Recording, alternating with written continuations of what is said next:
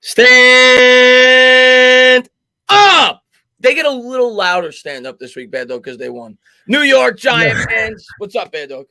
What is going on, everybody? They did what, Chris, I don't know. It seems like it's been a seems like it's been a long week. I don't know why it seems that way. It's not like we had an extra week off or something. It just seems like they have a week off, or it seems like they've had a week off. It's been a long week. I don't know why. Usually when you lose, it seems like it's been a long week. This week seems like it's been long. Maybe it's because they're doing this show on Saturday. Yes, a game's on Monday, so you're like, you're kind of dragging a little bit. Yeah. But yeah, I'm looking forward to the game, and hopefully the New York Giants. We know it's going to be tough. We'll talk about it throughout the stream, but hopefully the New York Giants could double up and get another win. Let's say hello to a couple people in the chat. Got Afghanistan in here. Giants girl in Florida. Jack, amazing guy. John, Kane. Thank you to everybody. Taj, Scotty H. Thank you to everybody who always supports the show and both of our channels.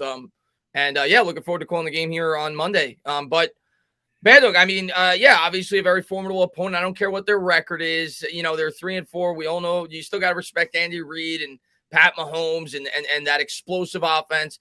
But what I will say, and by no means am I picking the Giants, I'm not trying to tell anybody that, but what I will say is this Chiefs team is not the same Chiefs team from years past. They're not. The defense is bad. Their offensive line is definitely questionable. And their turnover differential, which is a shocker to me, and it's because of how bad Pat Mahomes has played this year, at least from his standards. They're the worst team in football in the turnover differential at -10. So this team is not nearly as good as they've been in years past, but obviously you still got to respect that offense. Yeah, they look vulnerable. It's not the same team. By the way, I saw somebody ask before we started why only subscribers can comment, and I started doing this for a reason, guys and gals, because as a lot of when you do streams or when you do live streams, you always get those stupid bots that show up on your page and just spam a bunch of stupid websites and crap. By putting the subscriber only mode on, it pretty much ends that. They're not subscribed to the channel, they can't comment. And that's why I do it. It eliminates that, especially when I'm calling a game and I really can't get to the chat and I don't have a ton of if there's not a lot of moderators in there, and it also makes their job easier. So I started doing that for that reason.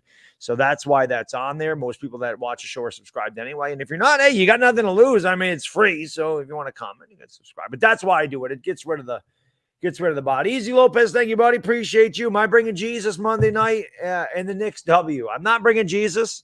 I didn't bring Jesus last week, and they ended up winning. And the Knicks, hey, the best team in the East, man. It's 5-1. Great performance. It's what happens. It's what happens when you have a good coach.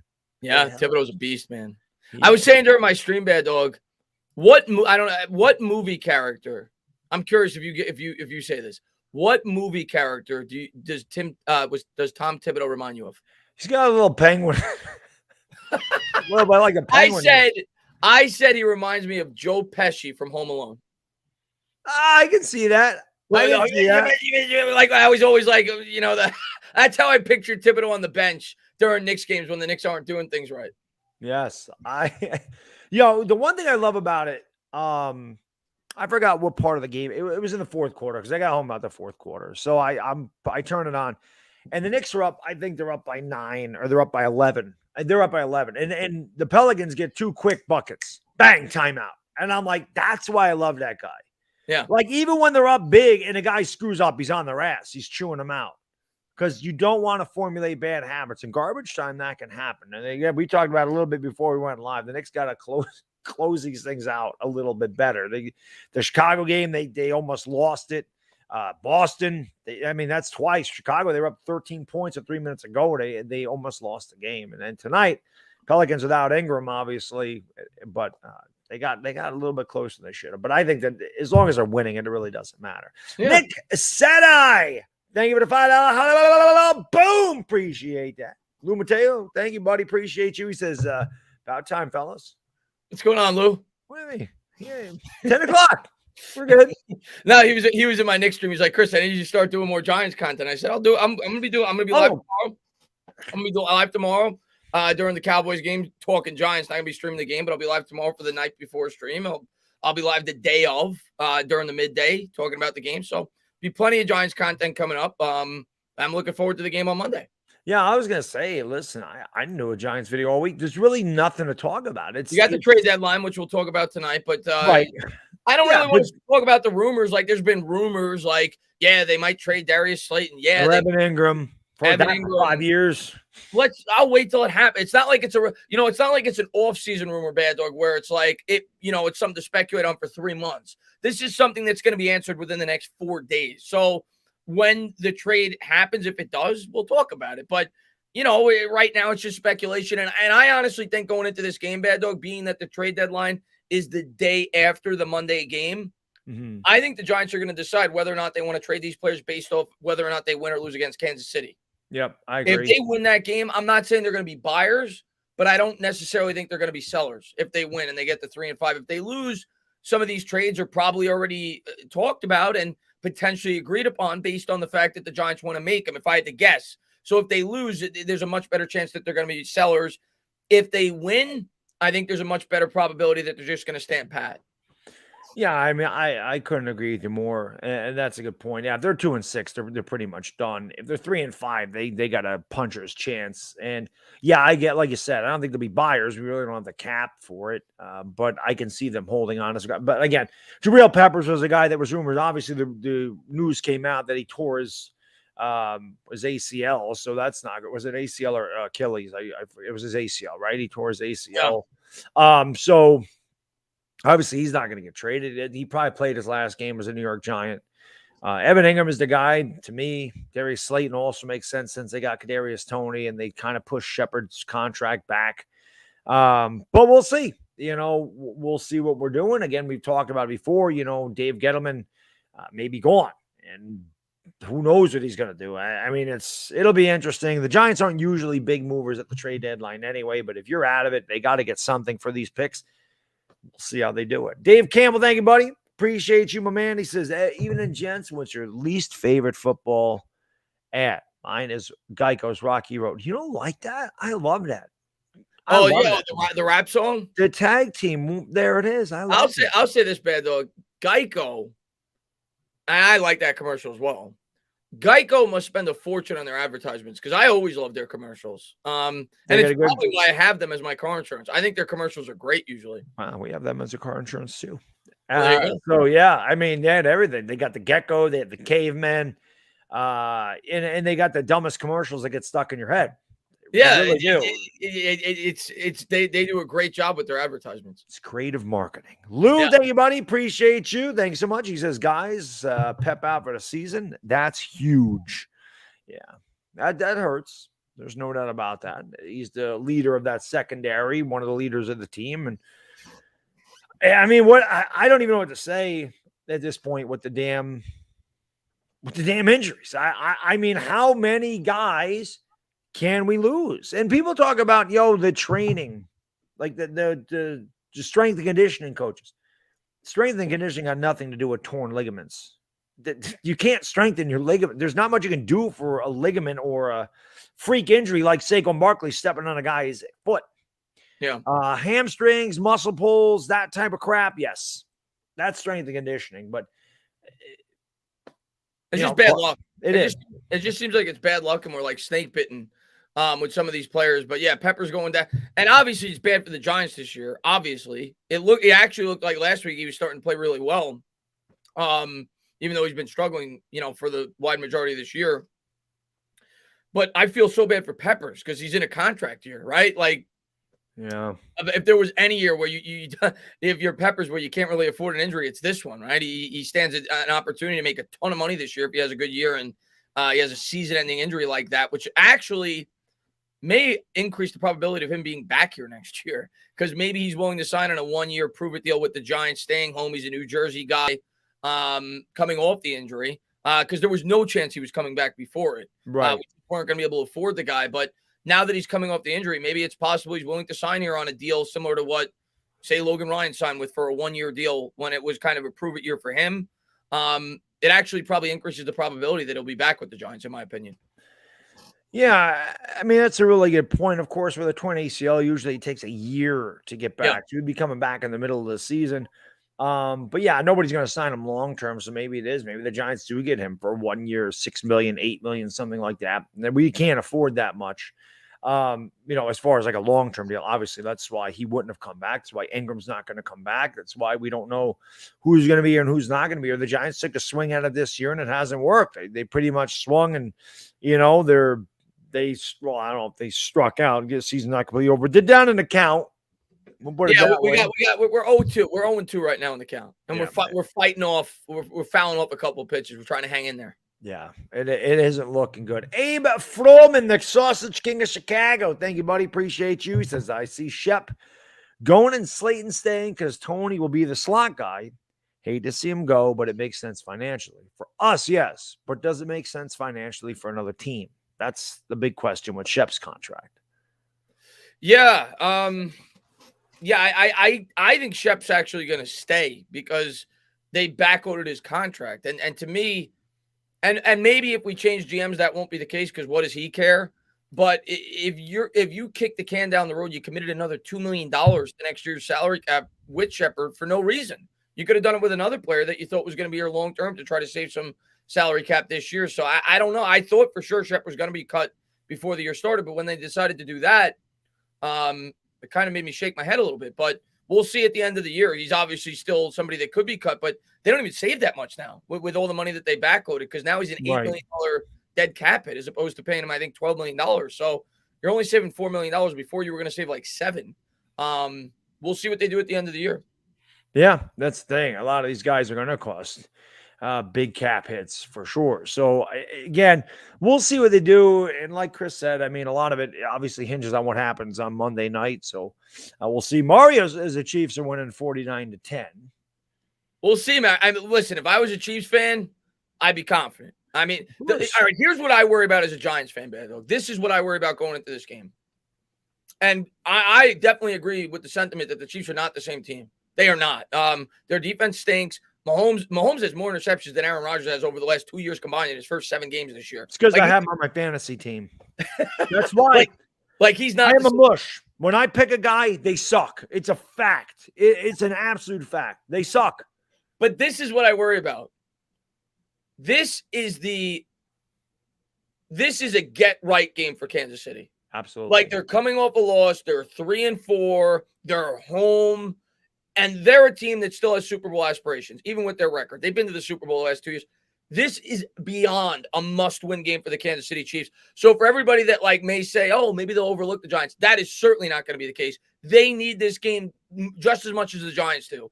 And they're at home. And that's what I worry about in this game is I just feel like it's like a get-right game for Kansas City. And I pray to God I'm wrong. I hope the Giants win the game. I'm not going to say they're going to beat us by that score, but I definitely think the Chiefs, we're going to get the best version of this year's Chiefs team this week. That's what I feel.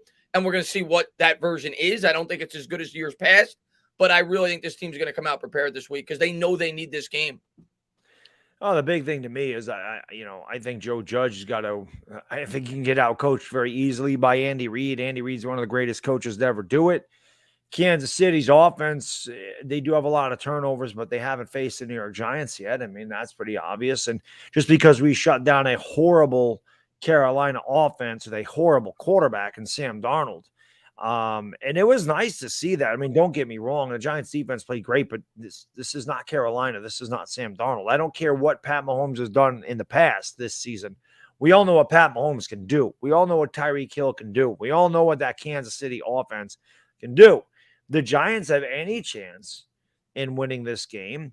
Kansas City, who has been prone to turnovers, we are going to have to cost some. And you know what? We haven't done that a lot this year. And not only that, this is a game, and we say it every week, but this is a game where the Giants can't just play good in between the 20s and get into the red zone and shrink. They can't. There's no field goals this week. You're scoring points. You're going for 7 all the time. You have to. Can't settle for 3 against Kansas City. You'll never win. You'll never keep up. Hopefully the defense plays well, but no matter how well they play, you're not shutting down Kansas City all the way. There's actually no doubt in my mind that I think the Giants will create a turnover or 2 in this game. I think the Chiefs have been sloppy with the ball, and I expect the Giants to create a turnover or 2. But the question I have is, can they cash in on those turnovers. Right. You know, we saw it against the Cowboys on the first drive. The Giants had it in midfield. They stalled out 3 and out. You know, can the Giants score touchdowns off those turnovers? Because if you can't, it doesn't really help your team that much. It doesn't really sway much. So I actually think Giants will create 1 or 2 turnovers in this game, but I don't know if the offense is going to be able to cash in. And a big piece of this game is going to be, and we got good news today, is Toney. That's that's got to be the offensive game plan going in. And I think the Giants are going to be able to move the ball against Kansas City. Their defense is pathetic. Their defense sucks. I think they're like 28th in the league. They're bad. The Eagles, I think, put up 30 against it, if I'm not mistaken. So I think Giants will put up some points. I think they'll move the ball. I just don't, I don't know, man. I think Kansas City is going to come out offensively ready to go. Yeah, it like you said, it's a get-right game for them. They're playing against a team that really doesn't get to the quarterback. I know we did last year, but again, Mahomes isn't Sam Darnold. So this is going to be a much tougher test for the Giants. But again, it's also must win for us. I feel like every game from here on out is a must win. Of course. Well, but they got to win 2 out of the next 3. I'll say that. You can somehow get to, and it's still tough because then you got the Raiders who are playing well, and then you got the Bucks who are defending champions. But yeah, somehow you win 2 out of 3 and you're at 4-6. The schedule gets a little bit easier after Tampa Bay. And maybe at that point you can start to get right and beat some of the weaker teams on your schedule and find yourself in a wild card. I don't think Dallas is going to let the stranglehold in this division unless something bad happens. Like if Dak gets hurt or something. I'm not wishing that, obviously, but I mean, that obviously would change the tenor of the division. But if they're healthy, their main players are healthy, they're Dallas is good. It sucks to say it, but that team is good. They're not relinquishing the lead to anybody in this division. Nobody in this division is in their league. Our only path to the playoffs is like the 7th seed and like a 9-8 record. And I'm not expecting that, but if that would be our only path to the playoffs. And the only way I could even see it being even remotely possible is if we could win 2 out of these next 3, and that's asking a lot. That's winning Kansas City, the Raiders, and the Bucks, winning 2 out of those 3 games. If you get the 4-6, could I see us winning 5 out of 7 down the stretch if we're healthy and we're starting to play better? Yeah, I mean, we got the Eagles twice, we got Miami, who's 1-6, Washington, Bears with a rookie quarterback, and we got Washington. So it's possible. I could convince myself that it's possible if we could get the 4-6, but that's gonna be really hard to do. Yeah. L.A. Lou, thanks so much, brother. Appreciate you, my man. He says the Rams lost tight end Johnny Munt. Probably not shopping for him because we elevated one from the practice squad. But honest opinion, how would Engram do in McVay's offense? I think Engram would do well in anybody's offense, Lou, if he catches the ball. It's never been a question of talent with Evan Engram. Never. Which is why he's so frustrating to Giants fans, because the guy is fast as hell. The guy's athletic. The guy's a nightmare matchup for safeties and linebackers. But he doesn't complete the play, and he turns the ball. He fumbles a lot. So I think he'd do well in McVay's offense if he could just do the basic things. I think he'd be really good with the Rams. And maybe a change of scenery helps Evan Engram. Maybe that's what he needs to, fulfill the talent that a lot of people think he has. I don't know, but I think he fits our offense really well too. I think Engram, and I hate saying this, and obviously I'm going to wish him nothing but the best. I don't hate the guy. He just hasn't worked here with the Giants. I think Engram, if he's gonna do well in his next spot. Mm-hmm. I really believe that. I do too. I think it's so mental with him at this point in New York. All of his mistakes seem to be mental. I think he needs a change of scenery. And if you put him in McVay's offense with Matt Stafford, with all those weapons they got there, I think he could do really well there. I really believe that. I think Engram in his next spot is going to be a good player. I think it's mental here with the Giants. I really do at this point. I agree. Sacred Dust, thank you, brother. Appreciate you, my man. He says, in my opinion, our only chance is forcing 3+ turnovers. Yeah, we have to win the turnover battle, and like we mentioned, I'd say +2. So if we create 2 and don't turn it over at all, I think we can win. We have to be +2 in the turnover differential. I'll say that. Right. And like we mentioned, they have to score 7 points if they do get a turnover. They can't sit over 3. Yeah. They can't punt the ball away. Like, they have to take advantage of turnovers if they're able to get them. That's a fact. They have to. Andy, thank you so much, buddy. I appreciate you. He says, hey, guys, going out to my wife's boss's Halloween party. Wish me good luck, sir. We'll be around to chat tomorrow. If you are live, go Giants. Well, have fun at the party. I was at a 3-year-old's Halloween party today, my nephew. So, that's all good. But enjoy that. Obviously, the festivities would be a little bit different in an adult Halloween party, but I had fun anyway. I prefer the 3-year-old parties at this time in my life anyway. Honestly, it's more my speed. But thank you, Andy. Appreciate it. Joe Vigiani. Hey, Paisano. Thanks so much. Appreciate you, my man. He says early Super Bowl prediction. I got Rams and Bills. My initial Super Bowl prediction this year was Rams and Chiefs. I'm going to stick with the Rams. I'm going to change the Chiefs. And if I had to, the AFC is tough, man. It really is, because I can see so many teams coming out of the AFC. And I think I'm going to go with the same Super Bowl. I think I'm going to go Rams Bills. Yeah, I agree with you. I think that's my pick right now, Rams Bills. Yeah, I'm putting the Cardinals in there. Yeah, I could say. Man, Kyler Murray's a beast. Let's go. That offense is impossible to stop. I mean, who do you like in the AFC? In the Bills. I think the Bills are head and shoulders the best team in the AFC. I really the head and shoulders. You think so? Yeah. I like Cincinnati a lot. Like, I like what Cincinnati's doing, but they're really young. They kind of remind me of what Cleveland was last year, but Cleveland's beat to death. I mean, they're beat up on all. Everybody's hurt for them, kind of like us, but we didn't lose our quarterback. Like Baker, I guess Baker could still play, but he probably shouldn't. He should just get the shoulder surgery and be done with it. But I think the Bills, they're it to me. I mean, they got a good experience last year. Yeah. I think they're a very well-rounded team. I don't see why they can't make it. But yeah, Josh Allen's been bowling since like the first week. First week, I think he came out slow, but he's been bowling since. Their defense they have the best defense in football this year. Yep, they're good. And they got a great head coach. I like the Bills a lot. I liked them a lot last year, so there's no reason for me not to like them a lot this year. So I think I'll go with you. I'm gonna go Bills in the AFC. I'm gonna go Rams in the NFC. But the NFC, I could see so many teams. I could see. I could see the Rams. I could see the Packers. Yeah. I could see the Cardinals. I could see. I hate to say it. Don't say it. I don't want to say. I'm not going to say it. I'm not going to say it. I'm not going to say it. Let them say it. I'm not picking them. But it's possible. That's what I'll say. The Bucs you were going to say, right? The Bucs are definitely a very good team. Very good team. That's what I was going to say. I was not going to say the other team. I was going to say the Bucs. Okay, I thought so. I had to pull it out of you there a little bit. There. Alvin, thank you, brother. Appreciate you, my man. He says, if we don't get a good pass rush, Mahomes will torch this defense for 40 points. I agree. Yeah, and around with that. And I think that's the question going into this week is the pass rush starting to improve, or was it fool's gold? Right. And I think you have some evidence outside of just last week that maybe it is starting to improve, because Leonard Williams has looked good the last 2 weeks. Aziz was great. Aziz has been very good all year. But the thing is, Andy Reid gets the ball out so fast, and Pat Mahomes is such a talented quarterback. I think it's going to be hard to generate a pass rush. I really do, and we'll see. I hope that they can. I want to say one thing, though. And I said it, I think, in my video or my live stream last time it was live, whatever it was, when I was talking Giants. Leonard Williams, I think a lot of people need to apologize. Leonard Williams was getting trashed by so many Giants fans at the beginning of the year because of his contract. The guy's got 4.5 sacks. Yeah.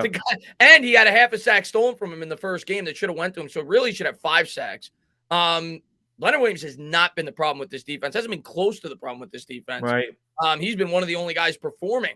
And I know he got paid a lot, but Leonard Williams has been good for the Giants. He's been good for the Giants. Well, the last 2 weeks, definitely, because he's gotten the big sacks. I mean, my contention with Leonard Williams was he gets sacks, and a lot of times they don't really matter. But the last couple weeks, we've seen him get them on third down. He's getting pressure on third. I think Leonard Williams has gotten better. And maybe part of it was at the beginning of the year, Leonard Williams felt a lot of pressure to perform with that contract, and he was trying to do a little bit too much. Maybe he was, whatever. I don't know what it is, but he's definitely played a lot better the last couple of weeks. So hopefully it continues.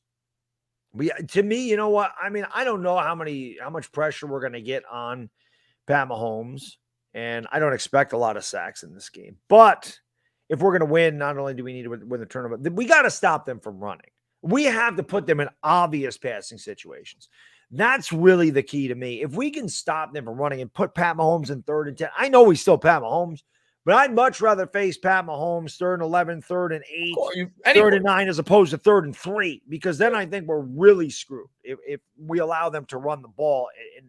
And of course, Travis Kelce is going to be a freaking nightmare. Yeah, and somebody said earlier in the chat, I forgot who it was, that Andy Reid is overrated as a coach. I completely disagree. And you're giving Reid another day to prepare for this. I have my worries going into this game, but we'll see how the New York Giants stack up. And we say it every week, Baddog, especially going against a team like the Chiefs. The best defense is going to be an established ground game. And it's something that the New York Giants have not been able to do consistently all year. We've not been able to run all year. If there is a team that the New York Giants may be able to establish a ground game against, maybe it's the Chiefs. Their defense stinks. And I think that's going to be our best chance if we're going to win this game, is to keep their offense off the field as much as possible. Yeah. And obviously create turnovers. But you look at their defense right now, I mean, they're giving up 4.7 yards of carries, 29th in the league. They've surrendered 902 yards on the ground. So, through 7 weeks. So the Giants should have an opportunity to be able to establish a good ground game. But obviously what you worry about there is the offensive line. Our offensive line's pathetic. So we'll see how they hold up in this game. We'll see if we can establish a ground attack. But that's obviously huge, especially going against a team like them or the Cowboys, like a team with a really good offense. Your best defense is going to be keeping your defense off the field. Yep, I agree. Abe, thank you, buddy. Appreciate you, my man. Bill's possible for Evan Engram. They lost their tight end for a few weeks. There's a lot of teams interested in Evan Engram, from what I understand. We'll see. I think if anybody's going to go on the Giants, I think he's the likely guy, because he's not coming back next year. But you have to get more than you would get in a compensatory pick, which I think he would probably yield like a 5th round compensatory pick. So you want to get at least a 5th rounder for him. I don't think you want to give him up for a 6th or a 7th rounder, just because you can get more with a compensatory pick. So, but I do think that somebody is going to offer something for Evan Engram. Like Chris said earlier, and a change of scenery good for him. And the guy can play. He's got to catch the ball. Potential. That's the word with him all the time. Right. In order to fulfill his potential, maybe it is. Maybe the Bills aren't a bad fit, though. I'll say that. No. The Rams aren't a bad fit either. I do think there's going to be teams, and apparently the Giants have gotten calls. There's been reports on it this week. But I do think there's going to be teams that are trying to compete to go to the Super Bowl that do, maybe even the Packers. I know they had Toney last year who caught a lot of touchdowns, but they could use a weapon, right? So there's going to be teams out there that I think, and I wouldn't be surprised at all if it's the Rams, because we all know the Rams are not allergic to making trades. There's going to be teams out there that are calling for services. And if the Giants lose, if you asked me, if the Giants lose against Kansas City, I don't think Evan Engram is going to be on the Giants. I think he will be traded on Tuesday. Yeah. I think he will be traded. Yeah, and he should be. Mark, thanks so much, buddy. Appreciate you. He says the Titans are coming on strong. Well, they walloped the Chiefs. I just never trust Tannehill. I know Derrick Henry's an absolute monster, and I know their defense is pretty good. I just don't know how much I trust their offense outside of Derrick Henry. I know they made the AFC Championship game last year, and both of the games that they won, Tannehill actually threw for under 100 yards, which is, I think that's only been done one other time, and it was maybe the 72 Steelers with Terry Bradshaw, or somewhere back then where they won a couple playoff games with a quarterback not throwing for 100 yards. But that was in the 70s. Nowadays, it's unheard of for a quarterback not to get 100 yards in a game, let alone 2 in a row and win. Yeah. So I just don't know. I mean, it's an offensive league. But yeah, I mean, they're a very formidable team. Anytime you got a guy like Derrick Henry, you got a chance to win. Anytime. He makes everybody better. So to me so far, and I know in most instances, and I agree with it, the running back is not that important of a position. It's a position that if you have a great offensive line, you could get production out of, a platoon of running backs, similar to what the Giants did with Engram, Jacobs and Bradshaw. But I think the MVP of the league so far this year is Derrick Henry. I really do. The way that he's played, the way he's carried that offense, he is that important to that football team. He is one of the few guys that is an exception to that rule. But the thing I worry about with the Titans, their defense sucks. And I know they played well last week against the Chiefs, but their defense is not good. And I just don't know if come playoff time, if you could have an offense in today's NFL that is so reliant on the ground attack. Right. And it's certainly important, but I also think you have to be able to, like the Cowboys, for example, they have the ability to go out there and sling it. I don't know if Tannehill's that type of quarterback come playoff time. Right. LA Lou, thanks so much, buddy. Appreciate you, my man. He says, if you had a realistic trade deadline wish, who would it be? Mine is Miles Jack from the Jags. We have to get stout inside. Are you talking about anybody, or are you talking about realistically? A lot of people have brought up Miles Jack. I guess there's been rumors that I haven't heard him, but I'm sure there has been that they're looking to trade him. He's a former first-round pick. Realistic trade. For the Giants, honestly, with you, Lou, I don't want them to be buyers. I don't either. I don't think it's a good idea for the Giants to be, even if they win. I may not necessarily want them to sell at that point, but I don't want them to be buyers. I don't want us to give away future draft capital for a 3-5 football team. I just don't think it's a smart idea. So if it was me, what am I hoping for? I'm hoping for the Giants get an offer for one of the players on their team for more than I think that they should. Right. And the Giants get a pretty good draft pick for one of these players. That's what I'm hoping for. But I wouldn't be upset if they don't trade anybody, but I certainly don't want to be buyers at this point. Yeah, again, Lou, you're in a much different situation with the Rams than we are with the Giants. You guys are really contenders, and we can't get out of our own way. So, again, we're not going to be buyers because one player is not pushing us over the edge. That's just, how it goes. So, yeah, I think Chris is right. I think if we can get more value, if we get a 4th-round pick for Evan Engram, I'd be thrilled. Something like that. Speaking of Evan Engram, there he is. Thank you, Evan. Appreciate you. He says, I have Aaron Donald value. Giants just trash. Well, I mean, the second part of it, it's hard to argue. But the first part, I'm going to argue. I don't think you have Aaron Donald value. Aaron Donald value? You want Aaron Robinson value? Aaron Robinson's supposed to. I'm excited to see Aaron Robinson this week. He might play. Hopefully, he gets an opportunity to play if he is active. Maybe he gets to play some slot. But I don't even know if he has Aaron Robinson value. You'd be lucky if you have. I'm trying to think of an Aaron Murray value. I don't know, man. Maybe Hank Aaron value. Maybe that's what you got right now. That's about what you're worth. Hank Aaron. He's like 70 years old. Hank Aaron passed away. What am I saying? Last year. I forgot about that. My mistake. Yeah, I forgot about that. I think of famous Aarons. Yes. He is probably the most famous Aaron there is. Yeah. The hammer. Irish Rover, thank you, buddy. Appreciate you, my man. He says, hey, guys, just wanted to say hello. Happy to hang out with my fellow Giants fans. Hope all is well. Thank you, sir. We appreciate it. What's going on, Irish Rover, man? Thanks for popping in, buddy. Absolutely. Depressed Giants fan, thank you, buddy. Appreciate you. He says, is Toney playing? If so, watch out. It looks like he's going to. Yeah, there was highlight videos of him today on Twitter. He looked good. He was making one-handed catches. He looked good. So he was going to the Daniel Jones School of Catching today. Yeah, exactly. Yeah. By the way, Baddog, I don't want to hear a single excuse for a Giants receiver that drops a ball for the rest of the year. I said that when I made that catch. No more drop. Darius Slayton, for all the Giants fans that said that was a tough ball for Darius Slayton to catch, he didn't even lay out for it. So I don't want to hear. After the catch that Daniel Jones made, there are no excuses. If the ball hits your hands, if you're a wide receiver, you catch the football. I'm sorry, you catch the football. Damn right. That was amazing. That was the highlight of our season, man. That was freaking awesome. That was awesome. Abe, thank you, buddy. Appreciate you. He says sustained drives are big, but must score touchdown with them. Absolutely. Yeah. We can't settle for 3. Not against this team. Really not against any team, but definitely not against Kansas City. Do you think, Bad, I want to talk about this real quick because I'm thinking about Daniel Jones. Do you think this is the type of game, national TV? Daniel Jones is kind of outside of the Giants fan base. He's kind of picked on by a lot of people, right? Yep. Daniel Jones going up against Pat Mahomes, national TV in Kansas City. And we all know Kansas City doesn't have the best defense in the world.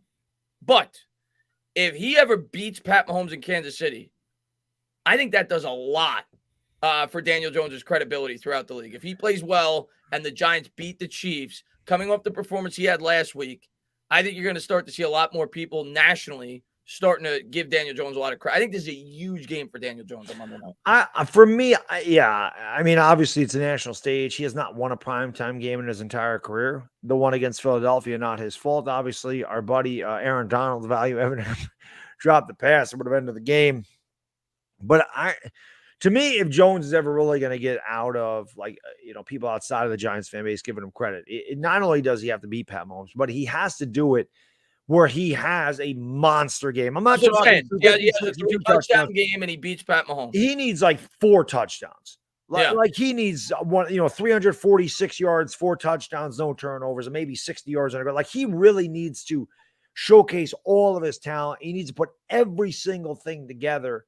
And then maybe he'll get an ounce of respect, but I doubt it. I mean, listen, he's had good games. He's had bad games. He's been inconsistent. There's no reason for people outside of the Giants fan base to think he's any good. I mean, that's like people outside of the Eagles fan base thinking Jalen Hurts is any good. He's not. And even Eagle fans are sitting there saying that he's not really good at this juncture. But Daniel Jones needs to have one of those huge games, and he needs to go toe for toe, blow for blow with Pat Mahomes. He needs to beat him, but he would need to have that. I don't care though, man. I want to win. I don't care what the hell Daniel Jones. Of course. Yeah. That would be nice though. Yeah. It would be nice for him to get some respect. I still think that catch is great. Finally, he's got a good meme. Finally. Yeah. Air Danny. We got Air Danny. Got Danny hands. There's all kinds of shit going around now, which is good. Danny 2 gloves. I don't know. Right. I just made that up, but actually, I didn't even have any gloves for that. No, and he only caught it with one hand. He's the man. He is. That was a good catch. Big Daddy, thank you, buddy. Appreciate you. Giants should be sellers like Evan Engram. Yes, because Evan Engram sells every game. We know that. What's up, Big Daddy? Big Daddy. Makai, thank you so much, buddy. I appreciate it. Thank you, my man. He says, anyone else binge watch the 07 and 11 playoff runs every week? No, not every week. I do watch the 86 Giants a lot, though, Makai. I go back to when I was a kid, and I watch the 86 Giants a lot.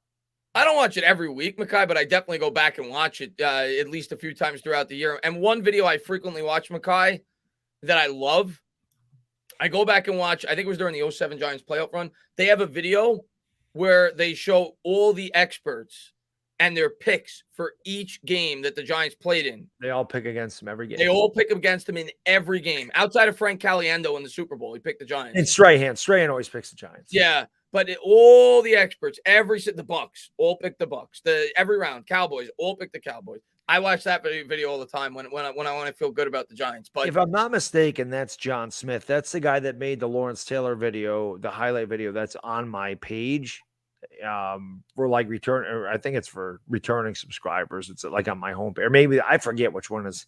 I think that's a returning subscribers. That Lawrence Taylor highlight video. I'm pretty sure it's the same guy. I could be wrong, but I'm pretty sure it's the same guy. Depressed Giants fan, thank you, buddy. Appreciate you. Daniel Jones will be our quarterback next year? Question mark? I think so. There's no quarterback in this class that I'm looking for. I know a lot of people like Malik Willis. I know nothing about Malik Willis, so I can't. Well, we know going into the draft, Baddog. I can tell you already right now, there's going to be a portion of this fan base that no matter what happens for the rest of the year, unless the Giants win 9 games, and they're going to want to draft the quarterback. But unless the guy is an elite prospect, I do not think it's a good idea to draft the quarterback for the same reason. I didn't think it was a great idea to draft Daniel Jones, because there was not a great support system for Daniel Jones. I think you'd be doubling down on the mistake you made when you put Jones into a horrible situation, being that he was not an elite prospect. Unless there is an elite prospect, I think it's a bad idea. And by all accounts, this year, there's not an elite prospect. I think the Giants need to fix the problems on this team that they've had for years to maximize the potential of Daniel Jones or the guy that inevitably takes his spot. But they need to fix the real holes on this team, and that's the offensive line. Yeah. Yeah, offensive and defensive line. Evan Neal is a name we hear a lot. I brought up Tyler Lindenbaum because he's a pure center. A lot of people like Thibodeau out of Oregon on the defensive side. I really like Jordan Davis out of Georgia. We always know we draft Georgia players every year, so expect Nakobe Dean or Jordan Davis to be a Giant. That's just the way it goes because we always draft the Bulldogs. But hey, listen, Azeez Ojulari is playing well. Lorenzo Carter actually had a pretty good game. Andrew Thomas has been good when he's healthy. So actually, Lawrence dog is in our future. last week. What's that? Well, Dexter Lawrence actually had a really good game last week too, which he's a has Clemson guy. not been very common for him this year, but he played really well too. He's a Clemson guy, though. I was just talking about the dog. Oh, yeah. No, I'm just talking about guys on the Giants defense. Yeah. Red Rich, thank you, buddy. Appreciate you, my man. He says, I know it's early, but Giants' first 5 picks next year's draft should be center, right guard, right tackle, edge, and a running back. I also think we need a middle linebacker. I've said that a lot, and I really think, Red, that in this draft they should. I'm not saying it has to be in the first round, and I don't know how great the middle linebacker prospects are in this draft.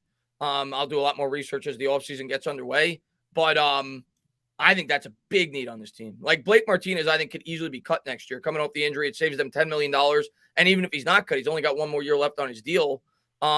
I think the Giants need a big-time coverage linebacker. I would say that's one of our top 3 or 4 needs right now. I wouldn't say it's the biggest, but I think it's a pretty big need. We definitely we have a lot of needs. Yeah. Kid Blue said Quincy Roche has been balling. I expect him to start soon. He has played well. Quincy Roche played really well last week. So did McKinney. Wasn't much after the first quarter, but he played really well at the beginning of the game at least. And I couldn't believe, and I even posted on Twitter, I remember, and I retweeted it. Like 2-3 weeks before the draft, I even said Quincy Roche is going to be a really good player in the NFL. I would not be upset at all if the Giants drafted him in the 3rd round. Steelers got him in like the 6th, and then they cut him before the year started. I couldn't believe that. I thought that was a steal when the Giants were able to claim him. I like Quincy Roche. I thought he was an overlooked player at Miami because they obviously had really good edge rushers on that football team. But, I like Roche. I think he's at least a good depth piece for this team long-term. I don't know if he's going to be a long-term answer in terms of a starting edge rusher, but I think he's a good player. Right. Lou, thank you, buddy. Appreciate you. He says, I hope Timmy Tonuts don't play KTSK. I think you meant Joey No Nuts.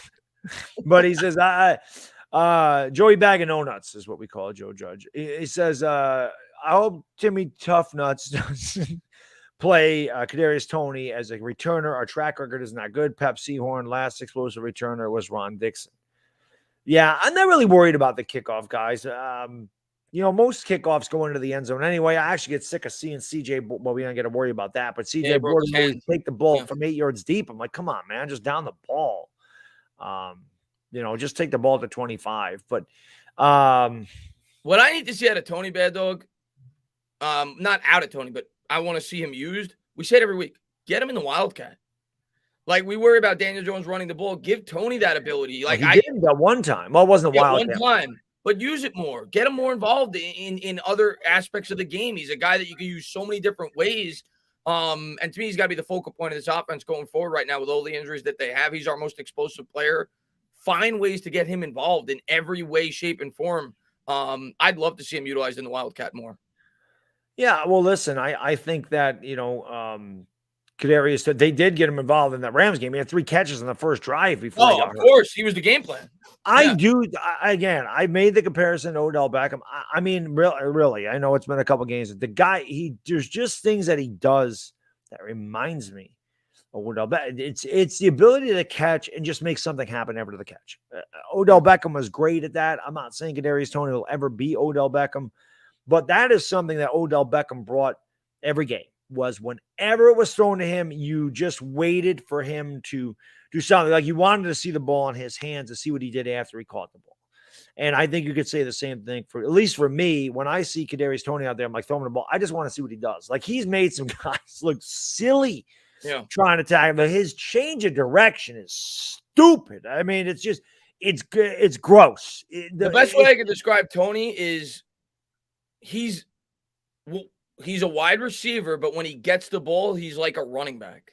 Like he's like an elusive, like a Darren Sproles type running, but like where he could pop any play if you get him out in the open. And that's what the Giants got to do. I don't care if he catches the ball 15 yards down the field, 2 yards down the field. Yep. Give him an opportunity. You got to be creative in doing so to try to create open space for this guy. Because like I said, whether it be the Wildcat, whether it be a pitch, whatever, a jet sweep, get this guy involved as much as you possibly can in different ways. Try to be creative with him because that's what you have to do.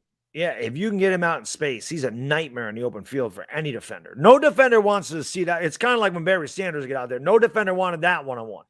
Yeah. No defender wanted that smoke. But that's what Kadarius Toney brings. He does bring a big play element, which is really something we don't have it. Even when Galladay was healthy, he's not a big play receiver. He's not a home run hitting receiver. He's your guy that goes up for the 50-50 balls. He's a guy you want down in the red zone. He's a guy that's a good possession receiver on 3rd and 10. He's a big target, but he's not a guy that's just going to streak down the field or, take a 7-yard slant to the house, which is what I think Kadarius Toney can do, things like that. Galladay's not going to make people miss in the open field, so Toney gives us a different element. I think I said this a few weeks ago. Our receivers all have different skill sets. Yep. Slayton's really the go guy. Shep is a good slot guy with the good hands. Galladay is the good possession receiver, the big target. And then you got Kadarius Toney, who's like the wildcat out there. He's can do whatever. He can do a lot of different things. So hopefully he's 100%. I'm looking forward to getting him out there. And, the Giants definitely could use him. Yep. Yuri, thank you, buddy. Appreciate you, man. He says, I want to Creed Humphrey. Me too. For us in this draft, he's going to have a long day with Leonard Williams. I hope Creed Humphrey gets his ass kicked Monday. Yeah, I think he will. I think we'll be able to pick on him, but I still worry about Mahomes in the offense. But I do think we'll be able to pick on him in this game. I think Leonard Williams is a really good player. I think a lot of Giants fans kind of undersold him a little bit because of his contract. But I think he's a really good player. I think he's starting to show it the last 3 weeks or so. He's been doubled and triple teamed all year. This Chiefs offensive line is not very good. I do think the Giants will get interior pressure, whether it be with Lawrence, whether it be with Austin Johnson, whether it be with Leonard Williams, whoever it may be. But I do think the Giants will be able to get interior pressure in this game. Yeah, I do too. Brandon Arrigo, thank you, buddy. Appreciate you. Any chance G-Man go after a big offensive lineman in free agency? No, they have no money. I was going to say, we don't really they have no money, Brandon. And Baddog, I think as Giants fans, like at least my mindset, and I never tell people how to feel, but my mindset is I don't want to sign free agent offensive linemen. No, like like Nate Solder. How did that work out? Like, generally speaking, Baddog, the best offensive linemen, teams don't let them go. Like and I know Conklin has worked out for the Browns, but the only reason he hit free agency is because there was an injury scare there. So let's see how it works out long term. I think he had knee issues. But generally speaking, if a guy hits the open market on the offensive line and he's the top tier guy in the class, he's probably not worth the money, because if he was that good, teams aren't going to let the guy go. So I would that is one position for sure. I would always try if maybe once it was an established offensive line and I felt like I needed one more guy to fulfill the final piece on the line, maybe then, like a Kareem McKenzie was for the Giants, maybe then I go out there and I bring in a guy. But I want to set my foundation through the draft on the offensive line. Yeah, I agree. Without a doubt. Offensive lineman to me is like pitchers. Like, you're not going to let a really good pitcher go in baseball. Pitching is extremely important. And offensive line is extremely important. And they're hard. It's not easy to build an offensive line. Not a lot of teams do it. But if you have good drafts the way the Cowboys did, you're going to have a good offensive line. That's what you need to do. It was different back in the day. You could buy them all. There was no salary cap, and there is now. Kid Blue, thank you, buddy. Appreciate you. That's a great comparison, by the way. He says Kadarius Toney's like Alvin Kamara playing wide receiver. It's a great comparison. Yeah, he's and I think you hit it on the head, KB. I think that's the type of player he is. Once he's out in the open field, he's like an elusive running back. That's the type of player he is once he gets the ball in his hands. Yeah, looking at these tickets for the Eagles, and I was thinking about this today. I got to see what the vaccination rules are. I don't think you. I don't think you do either, but I want to double check. I'm vaccinated, but yeah, I know. I just want to double check for somebody, and so I'm just waiting. But I was thinking about that. I'm like, when I was just, for some reason, I was just thinking, I'm going to go down and do it again. And I'm thinking, yeah, I remember when I got down there, I got to meet Kid Blue. Like, that was the coolest thing, that I got to meet everybody, because Kid Blue was the first one there. And I remember the live stream in a hotel. And I'm sitting there going, this is so cool. Like, Kid Blue is sitting right next to me over here, all 5'1.25". That's it. I don't even know if I should give him the quarter. 5 foot. And one of the greatest pictures of all time, him next to 6'7" DWG. That was fantastic. I saw that picture of all of us at the game. It was freaking awesome. Jay, thank you, buddy. I appreciate you, my man. I want an edge as our first pick, Aiden Hutchinson. A lot of Giants fans have been saying Aiden Hutchinson. I wouldn't be opposed to it. I definitely think we need another edge for sure. I like Jordan Davis myself. That guy's a beast in the middle. Yeah, I was watching that game today, the Georgia game. That guy is a monster. That guy, he's 340 pounds. They're lying. 360. That guy's like 350.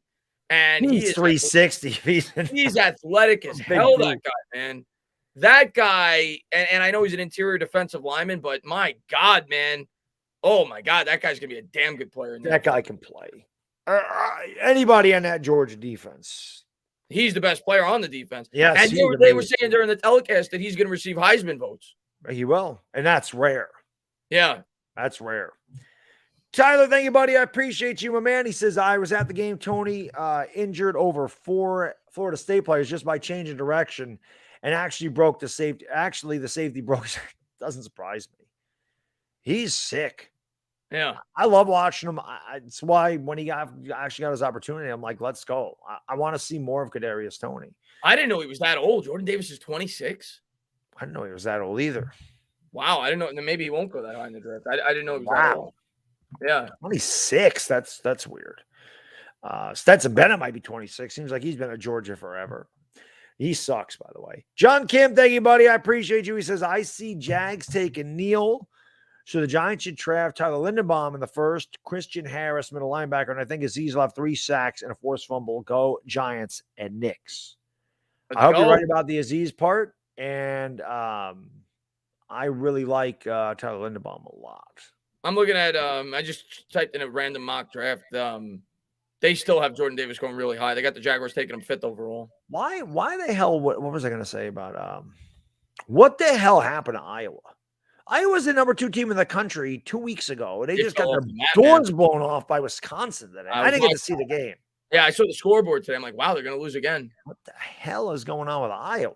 And finally, Oklahoma covered. The one damn time I put them in my parlay not to cover, they wrecked Texas Tech. Yeah. Maybe I should just do that every time. I was watching Caleb Williams, huge. Yeah, I didn't watch the game. I taped it. So I'll watch it tomorrow because the Giants don't play. But I saw about a half of the game. That guy's freaking good. He's a freshman. That guy's freaking good, man. That guy's gonna be the number 1 pick in the draft in a couple of years. He's really good. Yeah, he's good. True freshman, I should say. True freshman, Caleb Williams. Might get Heisman votes this year. He plays at Oklahoma. They all get him. Yeah, he's good. He's a good player. He is. Red Rich, thank you, buddy. I appreciate you. Galladay's signing will be the equivalent of Solder. I really hope not, but it ain't looking good so far. Yeah, I mean, it was a signing, and obviously we're all hoping that doesn't happen, but it was a signing similar to Solder's signing when we signed Galladay that you knew instantly that the Giants overpaid. Same thing with Solder. You just hope that, obviously it worked out, and it still could, but obviously not off to a good start with the injuries. Yeah. DJB says, absolutely, but the Colts would never get rid of that guy. But of course. You know how much you'd have to give up for Quentin Nelson? Like 2 first-rounders. Offensive lineman. Tunsil, didn't they get 2 first-rounders for Laramie Tunsil? Yeah. And that's only because he didn't want to be there. But it's so hard. It's so hard to trade for an offensive lineman like that. Teams are not looking to trade away offensive linemen like that. Yeah, I can't see either. I got those, got that. There we are. Jordan, thank you, buddy. I appreciate you, my man. He says, what's good, Chris and Baddog? I love to see the stream. Baddog, how confident are you that Oklahoma wins out and makes the playoffs? To be honest with you, I don't think so. Jordan, they're going to win out. I think they're going to win out. But I think that whoever they match up with in that first round, it's going to be probably Ohio State, Alabama, or Georgia, and I think we're in deep shit. The defense just isn't good. It's not good enough. It was playing better at the beginning of the year. And the game against Kansas, like I'm like, how do you get shut out by Kansas? Like, what is going on? But I do think they'll win out. I know they have they got Baylor after the bye. They still got to play Oklahoma State, and then they're probably gonna have to play Baylor or Oklahoma State in the Big 12 championship. But I think Oklahoma is good enough to beat all of those teams. I think they'll win out, but I think as usual we'll get into the playoffs and we'll get the doors beat off us because we don't play defense. All the other teams do. So if we match up, maybe not Alabama's not as good as they've been, but if they match up with Georgia, they're in trouble. Yeah, Georgia, anybody's going to get beat up by Georgia. Georgia's really. I was looking at Georgia's numbers today because I was watching the game and I was actually like, wow, maybe who they played? They played Florida, and I was like, wow, maybe Florida will keep it. Sucks because it was close. Like it was scoreless, like basically through the whole first half. Georgia played terrible. Stetson Bennett sucks. Yeah, and then they just smoked 3 straight turnovers at the end of the half, including a pick 6 by Nakobe Dean. Georgia's defense has allowed less than 7 points a game. And a lot of them are, I think at least 2 of them, like the one today, garbage time touchdown. Garbage time. Yeah, They don't give up anything. I was looking at their stats, Baddog. It's ridiculous. And this is college football. This isn't the NFL. Like college football, a lot of times you have very high-scoring games, right? They've given up 23, 33, 40. They've given up 53 points all year in 8 games. Yeah. They've played Clemson. They've played Arkansas. They've played Auburn. They've played Kentucky. They've played good teams. They blow them all out. Auburn and Kentucky are probably the best they played. Clemson has not been good. Their offense is atrocious. Yeah. But they were ranked high at the beginning of the year. And they've played good teams, and their defense is insane, man. Their defense really, really good. We'll see what happens when they play Alabama. That's inevitably going to happen.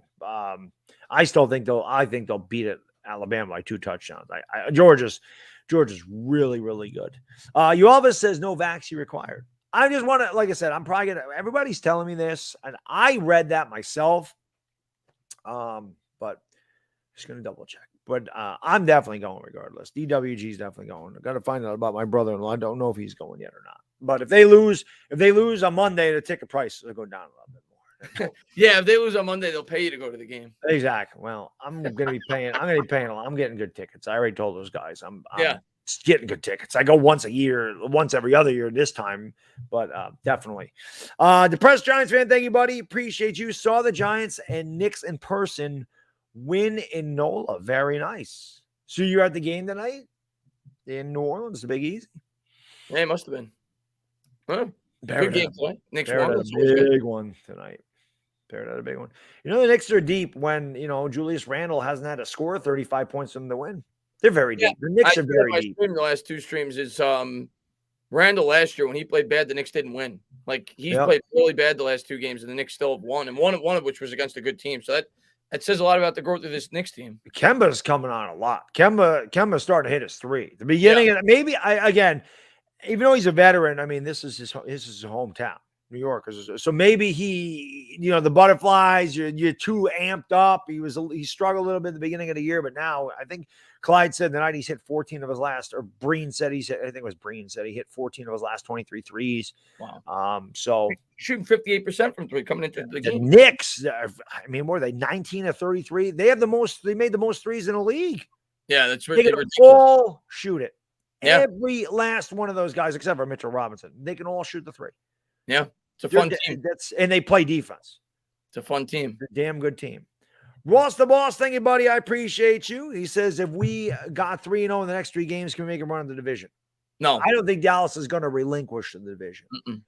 If they go 3-0 against the Chiefs, the Raiders, and the Bucks, though, then I'm going to start to make the playoffs. Yeah, but not the division. I don't think we're winning the division. I mean, Baddog, you look at Dallas' schedule right now, and they might not win them all especially because Dak might not play. He's playing. What is that? He's playing as far as I know. Did they say, is it confirmed he is playing? Well, I mean, Mark Holmes made 19 videos. Wait till I got to start working on the Mark Holmes video. You guys are going to love it. But if you look at Dallas' schedule, maybe they could lose against Minnesota at Minnesota. I'm probably still picking Dallas, though. They're going to beat Denver. Denver's looked horrible the last 4 weeks. They're going to beat Atlanta. I'll give them a loss at Kansas City. They're going to beat the Raiders at home, in my opinion. They'll probably beat the Saints, even though it's in New Orleans. They're going to beat Washington twice. Yeah, there's no way. Dallas is going to win no less than 12 games. And I just don't see – I don't think the Giants can win the division under any circumstance. No, like I said, unless something happens. Unless there's injuries. Like Dak had to miss like 6 games or something. Yeah. And I think it would only be Dak. I mean, even if Zeke had to miss 6 games, I think Tony Pollard steps right in and produces huge. If they got that line, yeah, man. Yeah, and Pollard's good. Pollard can play. And then even if they lose one of the wide receivers, I mean, Dallas is very deep. They're a really good team.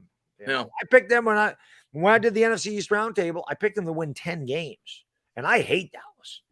But I wasn't even. I'm just saying, yeah, they're going to win this. They're going to win this because I thought they'd be good this year. Their defense has been better than I thought it'd be, which makes them a lot better than even when I picked them to go 10-7. I still think they're better than 10-7 this year. So yeah, their defense has definitely been better than I could have imagined this year, and their offensive line's even better than I thought it would be. I thought their offensive line was still going to be good, but kind of tailing off a little bit. Their offensive lines might be the best in the league. Like Stupid Dallas. Dallas is a good team, man. Stupid Dallas. Yeah, I hate them, but they're Chef good. Boss. Thank you, buddy. I appreciate it. He says, is Caden Smith not getting touches because the Giants have been shopping Evan Engram since training camp? Trying to make Engram look good is backfiring. By the way, you should have. Oh no, we didn't get the touchdown. I was gonna say he should have got like half of the money because a tight end quarterback. I forgot Rudolph stepped out of bounds. We ended up with no points. That's right. That's right. That's right. Yeah. But this is the week, Chef. This is the week. Caden Smith gets the first touchdown for the Giants. It's gotta happen eventually. It's got to. I don't know why Caden Smith's not getting touches. I mean, they brought in Kyle Rudolph, so that's a big reason. But I don't even think it's because they've been shopping Evan Engram. I just think they love Evan Engram. Joe Judge said he loves Evan Engram. Daniel Jones throws to him a ton. He has a lot of talent, but again, having talent and being athletic doesn't make you a football player. And Evan Engram hasn't shown the ability to do that yet. But maybe a change of scenery does help him. He's very talented. Ingram's credit this year, Baddog, I will say this. And he hasn't played great. He's only got 171 yards. He only has one drop. So, right. He did fumble the first catch he had in the year. He did fumble. Fans he still sucks. Yeah. But yeah, trying to make Evan Engram look, that's always going to backfire. Evan Engram doesn't look good. Evan Engram could stand out in a crowd full of trolls and he would still look terrible. He stinks. He stinks here. You know, it's funny. He'll go somewhere else and he'll blow it up. It's like, why did we get rid of Evan Engram? That happens all the time. That's what's going to happen. I already know it. That's what's going to happen. L.A. Lou, thank you, buddy. Appreciate you. It says the Giants go looking for a new DC. Jim Leonard of Wisconsin would be a nice choice. The Packers wanted him, but he turned them down. If he turned down the Packers, I don't know what the hell he would come to their Giants. Yeah, he stays home there with Wisconsin, right? And the Packers obviously got a Super Bowl contender. I mean, the DC, it's going to – I mean, the only way they're switching DCs is if they switch head coaches, right? Because Judge and Graham are attached at the hip. He's his assistant head coach. They're best of friends. So that's the only way you're going to have a change at the defense coordinator if you change the head coach. And I'm going to tell you what, Baddog, maybe I'll be wrong at the end of the year. I don't think we're switching head coaches. I really don't. And maybe I'll be wrong at the end of the year. I don't think – I think Studge is going to be back here next year. I really believe that. And yeah, I think we're going to stay with an in-house GM. I think Gettleman will be gone and we'll stay with an in-house GM and Judge is going to stay. That's my prediction. Well, you mentioned it last week. Stopgap GM actually makes sense. If they do hire from within, if it's a Kevin Abrams, Joe Judge does, I agree. If they go outside the box and hire from without, outside of the organization, which I wish they would do, then I think there's a possibility he could be gone. And again, we still have 10 games to play. So we'll see. Things can change if the Giants go 5-5 in their next 10. My opinion may change in 4 weeks, but right now, I think Judge is going to be back. I don't think the Giants are going to move on from Judge, especially with the way that Judge speaks. Like he's a good speaker. I don't know, like this past week, like he was talking about the trade deadline. He's like, well, I'm always thinking long term with this team. I'm not just thinking now. I'm thinking about what these players are going to be able to do for me years down the road. Like it just makes me think like I think he knows he's going to be here. I don't think they're going to move on from Judge. I really don't. I think he's selling snake oil again, and I think he thinks he's going to be here for long term, and he's saying that to say, hey, I want players. I think that's a move for him to say, hey, I want players that are going to be here 3 years because I'm going to be coaching them. And in other words, putting pressure on the organization, saying, yeah, so we got to keep, because Joe Judge wants guys that are going to produce 3 years from now. We have to keep them here. Yeah. No, well, son. Yeah, that's what all coaches do. All coaches try to put themselves in the best situation to keep their job. But I don't know, man. Maybe I'll be wrong, and maybe my opinion will change in 5 weeks. But right now, I think Judge is probably going to be back. If the Giants go 2-8 over the next 10 games, then I maybe not. But if they win 6 games, I'll say this: I think Judge is back. If they go 6-11, I think Judge is back. I think it would take like a 4-win season. I think it depends on how they play. If they go 6-11 and they're competitive, he probably will. If they suck, which they have sucked, honestly, I mean, I don't know. It's again, we'll see. Let's just get a win. Let's win Monday, and they win Monday. They're able to get a win like that on Monday. That definitely goes a long ways towards him keeping his job. Oh, for sure. Because that would be a signature win for the Giants to get a win against the Kansas City Chiefs in Kansas City. I don't know. It's going to be a really hard game. Chris, I know you're picking against him. You're picking against him every week. I'm not picking him either. there's some weeks where I feel like we could win. I'm just gonna. I'm very. Yeah, you're mush. Remember, you mush. Yeah. I'm picking against us, but like looking at our schedule, like I think we could beat certain teams. This is not. Even if I wasn't trying not to be the mush, I would still pick the Chiefs this week. But there are certain games I think we can win. This is not one of them. Jeremiah, my man, thank you so much. Appreciate you, brother. He says, "Yo, gents, we'll get the highest draft pick in the division." It's a great question. The Eagles, Washington, and Philadelphia definitely battling for that. It'll depend on how we do against each other. The Eagles also have Miami's pick too, who's 1-6, right? Yeah, that's true. But just based off the teams' picks themselves, I'm looking at the Eagles' schedule right now. They could win this week, but Detroit's probably going to beat them. Like I know that Detroit's winless, but they've played well, and it's in Detroit. I would not be surprised at all if Detroit wins at home against the Eagles. But that could go either way. The Chargers they'll lose to. I think they'll lose in Denver. I'm going to say Philly. I said they'd finish last the beginning of the year, so I'm staying with that. It's close. It's not a good race to be in. Unfortunately, all three of our teams are. We all suck, Jeremiah. Outside of the Cowboys, this division is just it's disgusting how bad it is. It was embarrassing last year. At least we have the Cowboys this year that are. I mean, they represent. I hate it. It's them. I wish it was us. But yeah, I just. Great question. The Eagles are going to end up with some good draft picks. Irish Rover, thank you, buddy. I appreciate you. He says any real football fan who can look past their favorite team can see how good DJ is. I believe Jones will be a Giant quarterback after next season. Fix the O-line. Just my opinion. Go Giants. Go Big Blue. I mean, listen, Irish Rover, and I'll say this. I think the fan base is still very split on Daniel Jones. Some people think he's the guy for sure. Some people think he's definitely not the guy. I'm in his third year. I still don't know what the hell Daniel Jones is. I would like to see him behind a good offensive line. I would like to see the entire offense healthy. The man has great drives every game. And you're like, this is the guy. And then he has really bad drives and they don't score. And it's like, what the hell? And I don't know what Daniel Jones is. I said it a million times. Skill set wise, physically, he can play. I know he can. I love Daniel Jones. It's why I'm hard on him. It's tough love, man. That's just me as an Italian New Yorker. It's called tough love. Yeah. I just don't know if the Giants want to pay him franchise quarterback money. Even say the offensive line is average next year and we are 9-8. You got to remember, once he gets paid, you're not going to be able to put all that talent. You got to have a guy that can draft. It's a really tough decision. Like I said, physically, I think he's talented enough. I just don't know if the Giants want to put all that money into the franchise quarterback when they're not a finished product. It's a tough dilemma to be in. I'm glad I don't have to make that decision. Yeah, I mean, I think Jones for sure. I am convinced. I think at this point, if Jones on a good team, I think he could be a good quarterback. I definitely believe that. Unfortunately, the Giants are not a good team, but like Baddog said, even though I do think Jones could be a good quarterback, I think Jones could be a top 10 quarterback. I really believe that. If he's in the right situation, I think he'd be a top 10 quarterback. I don't think he'd be top 5. I don't think he has that upside. I really don't. And I don't think my mind will ever change on that. I do think he'd be a top 10 quarterback if he's in the right spot. But the question is, are the Giants going to be in a situation to be able to pay Daniel Jones a contract extension? And right now, we're not close. We're not close to that. And hopefully over the next 2 years, we get there. And that'll be the big question with Daniel Jones.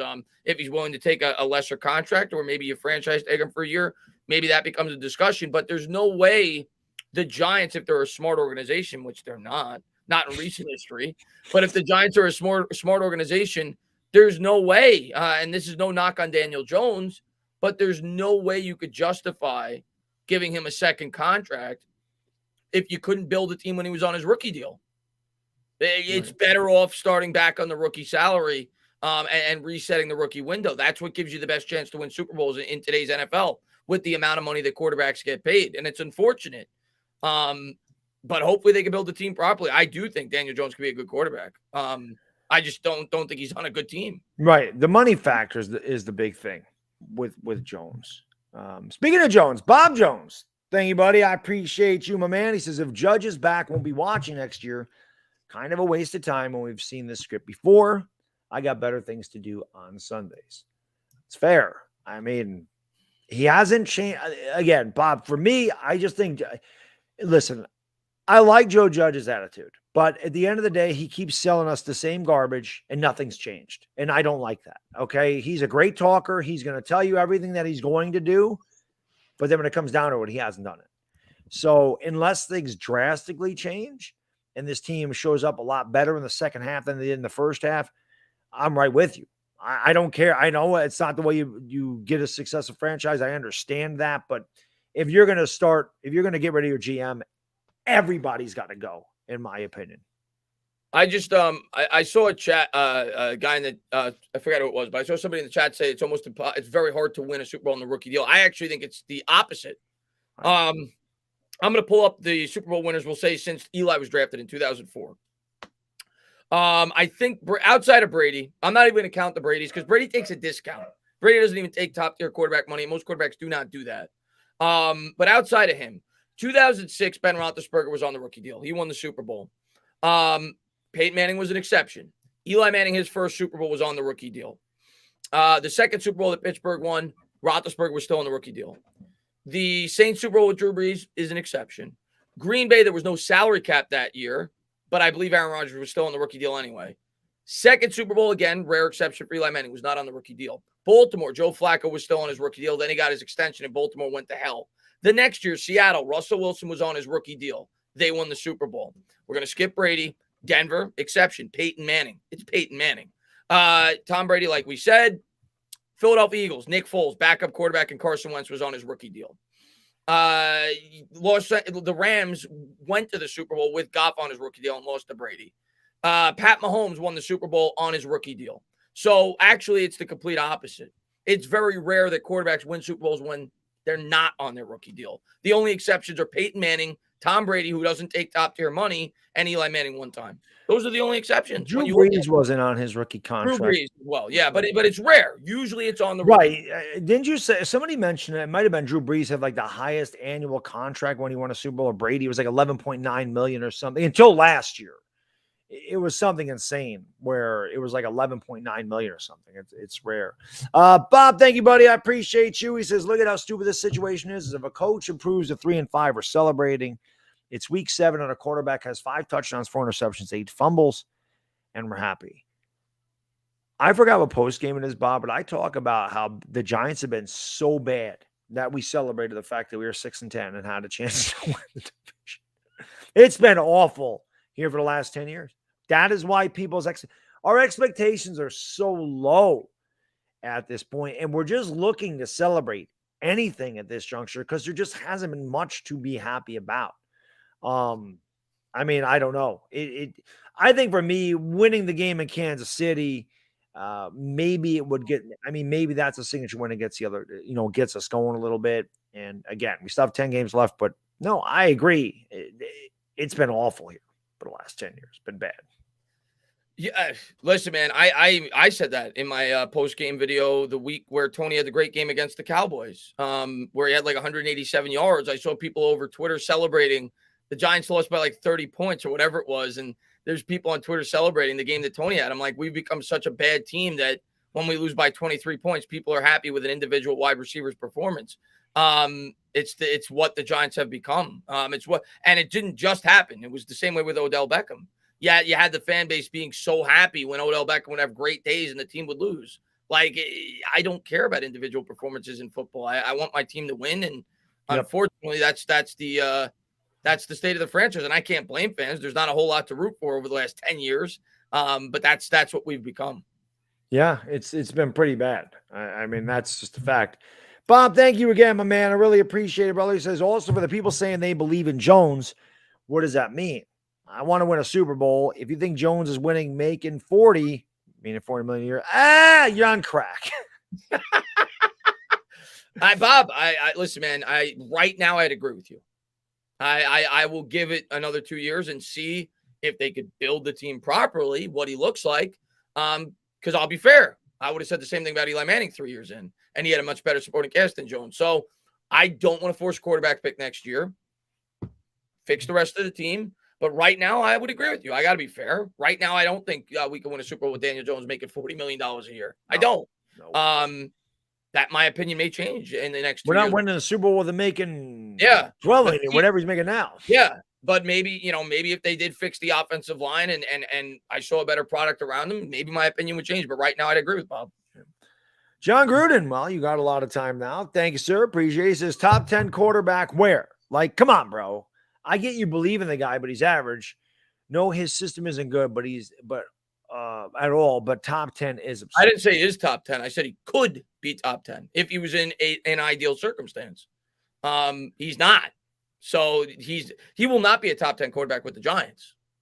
Not unless they fix this team big time over the next 2 years. If he was with the Cleveland Browns, do I think he can win a lot of football games and be looked at as a near top 10 quarterback? I do. If he was with the Dallas Cowboys, I do. He doesn't have that here. He doesn't have close to that. So I would not call him a top 10 quarterback. He's not. He needs a good situation. He doesn't have it. Right.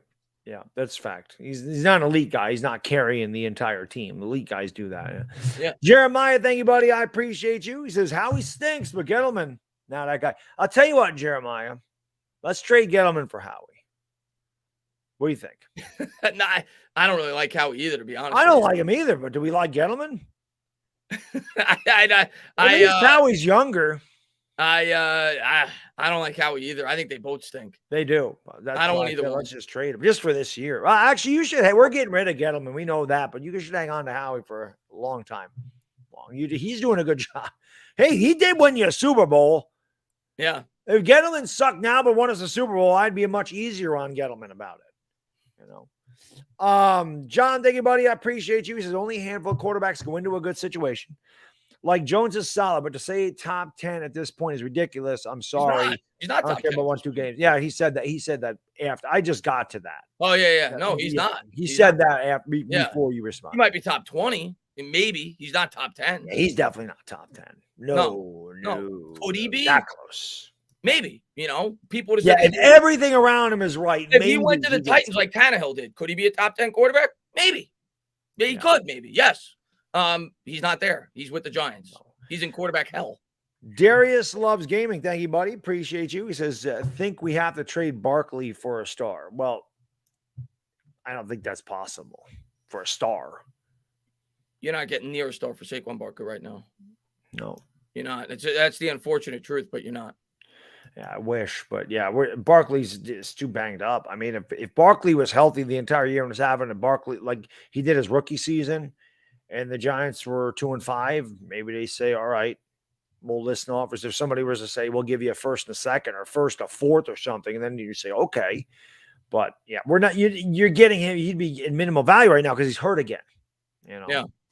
Chris Peace, thank you, buddy. Good to see you, my man. He says, here's a pipe dream. Trade Evan Engram to Denver. Miller to New York. Straight. Von Miller? How old is Von Miller? He's like 30. I think he's my age. I think he's 45. No. No, I know. He's just been around forever. 33? Yeah, let me see. He also makes money, and we couldn't afford him anyway with our salary. Make Denver pay it. He's 32. Yeah. Yeah, not happening. All right. Duncan, thank you, buddy. I appreciate you. He says, at least a Giants coach not talking about Flowers. That's a fact. Yeah. That's a fact. Look at this one. Mike says PFF says Daniel Jones is a top 5 quarterback under 25. We know how I feel about PFF. The other thing I'll say is most quarterbacks under 25 aren't very good. Look at DJ's draft class. Kyler Murray's the only good one out of that class. Last year you had Herbert, of course.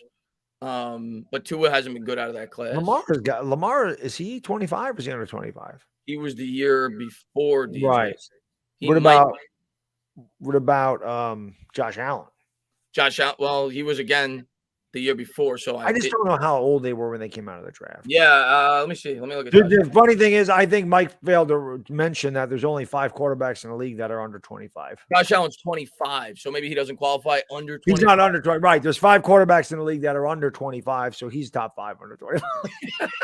Because, I guess Lamar Jackson's probably also 25. So basically, top 5 under 25 is from 2019 on. 2019, right. 2020, 2021. 2021 rookie quarterbacks, most of them are not going to shine, right? So it's really 2019 and 2020.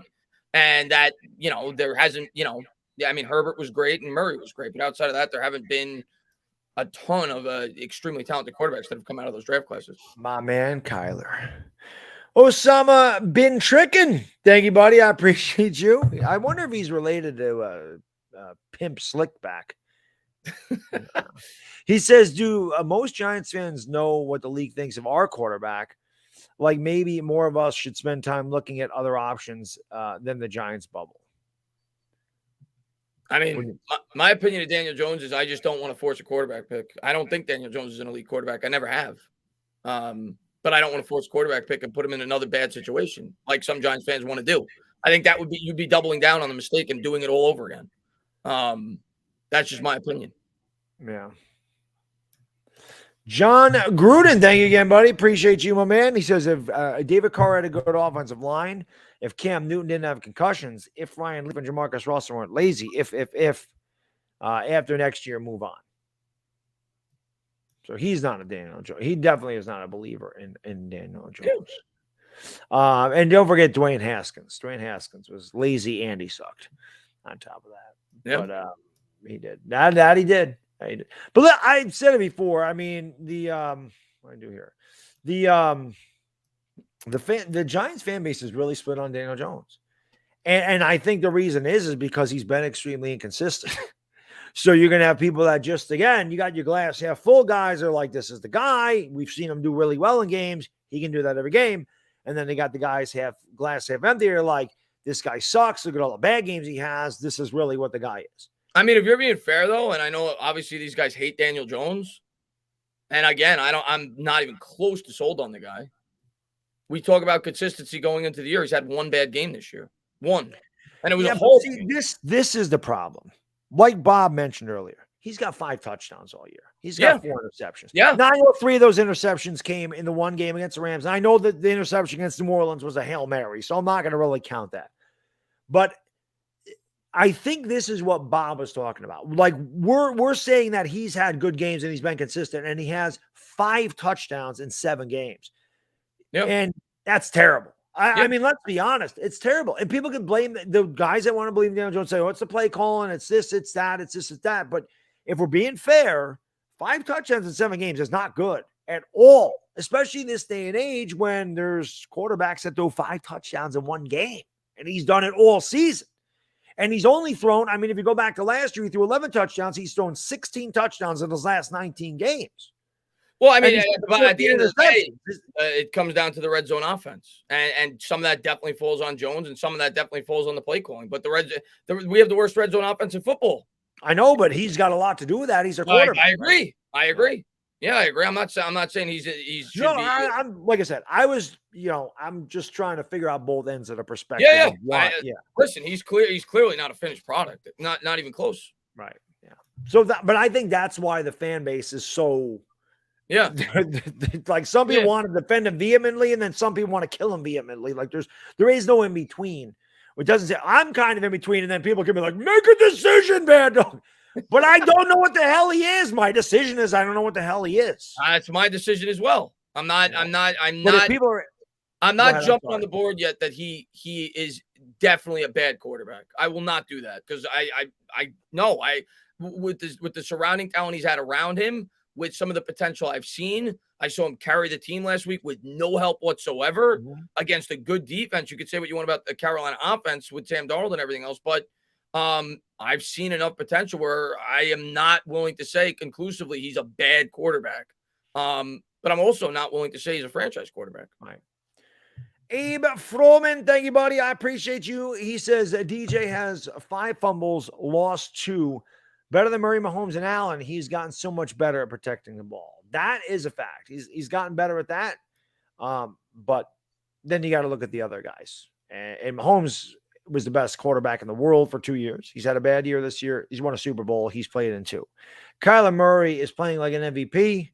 His team is 7-1. And from what I understand, they lost. It wasn't even. He's not on those guys' levels. He's not. And then Josh Allen may win a Super Bowl this year. He's not even close to those guys. No. He's not. Let's be honest. I mean, he's not.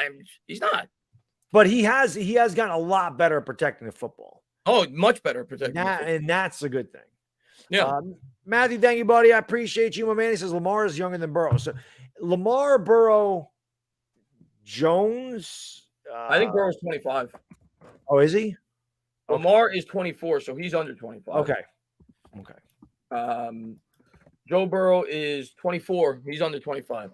So Burrow, Lamar, Herbert. Actually, how old is Herbert? Because he stayed 4 years in college. Probably 23, 24. He is 23. So Herbert, Burrow, Lamar.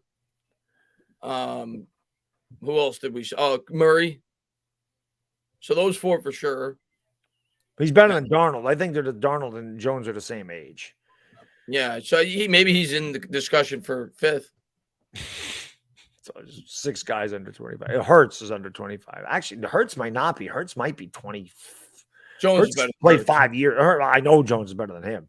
Yeah. Osama bin Trigger, thank you, buddy. I appreciate you, my man. Giants shouldn't take a quarterback this year. That being said, we all know what Jones is. Alex Smith to Cousins ceiling.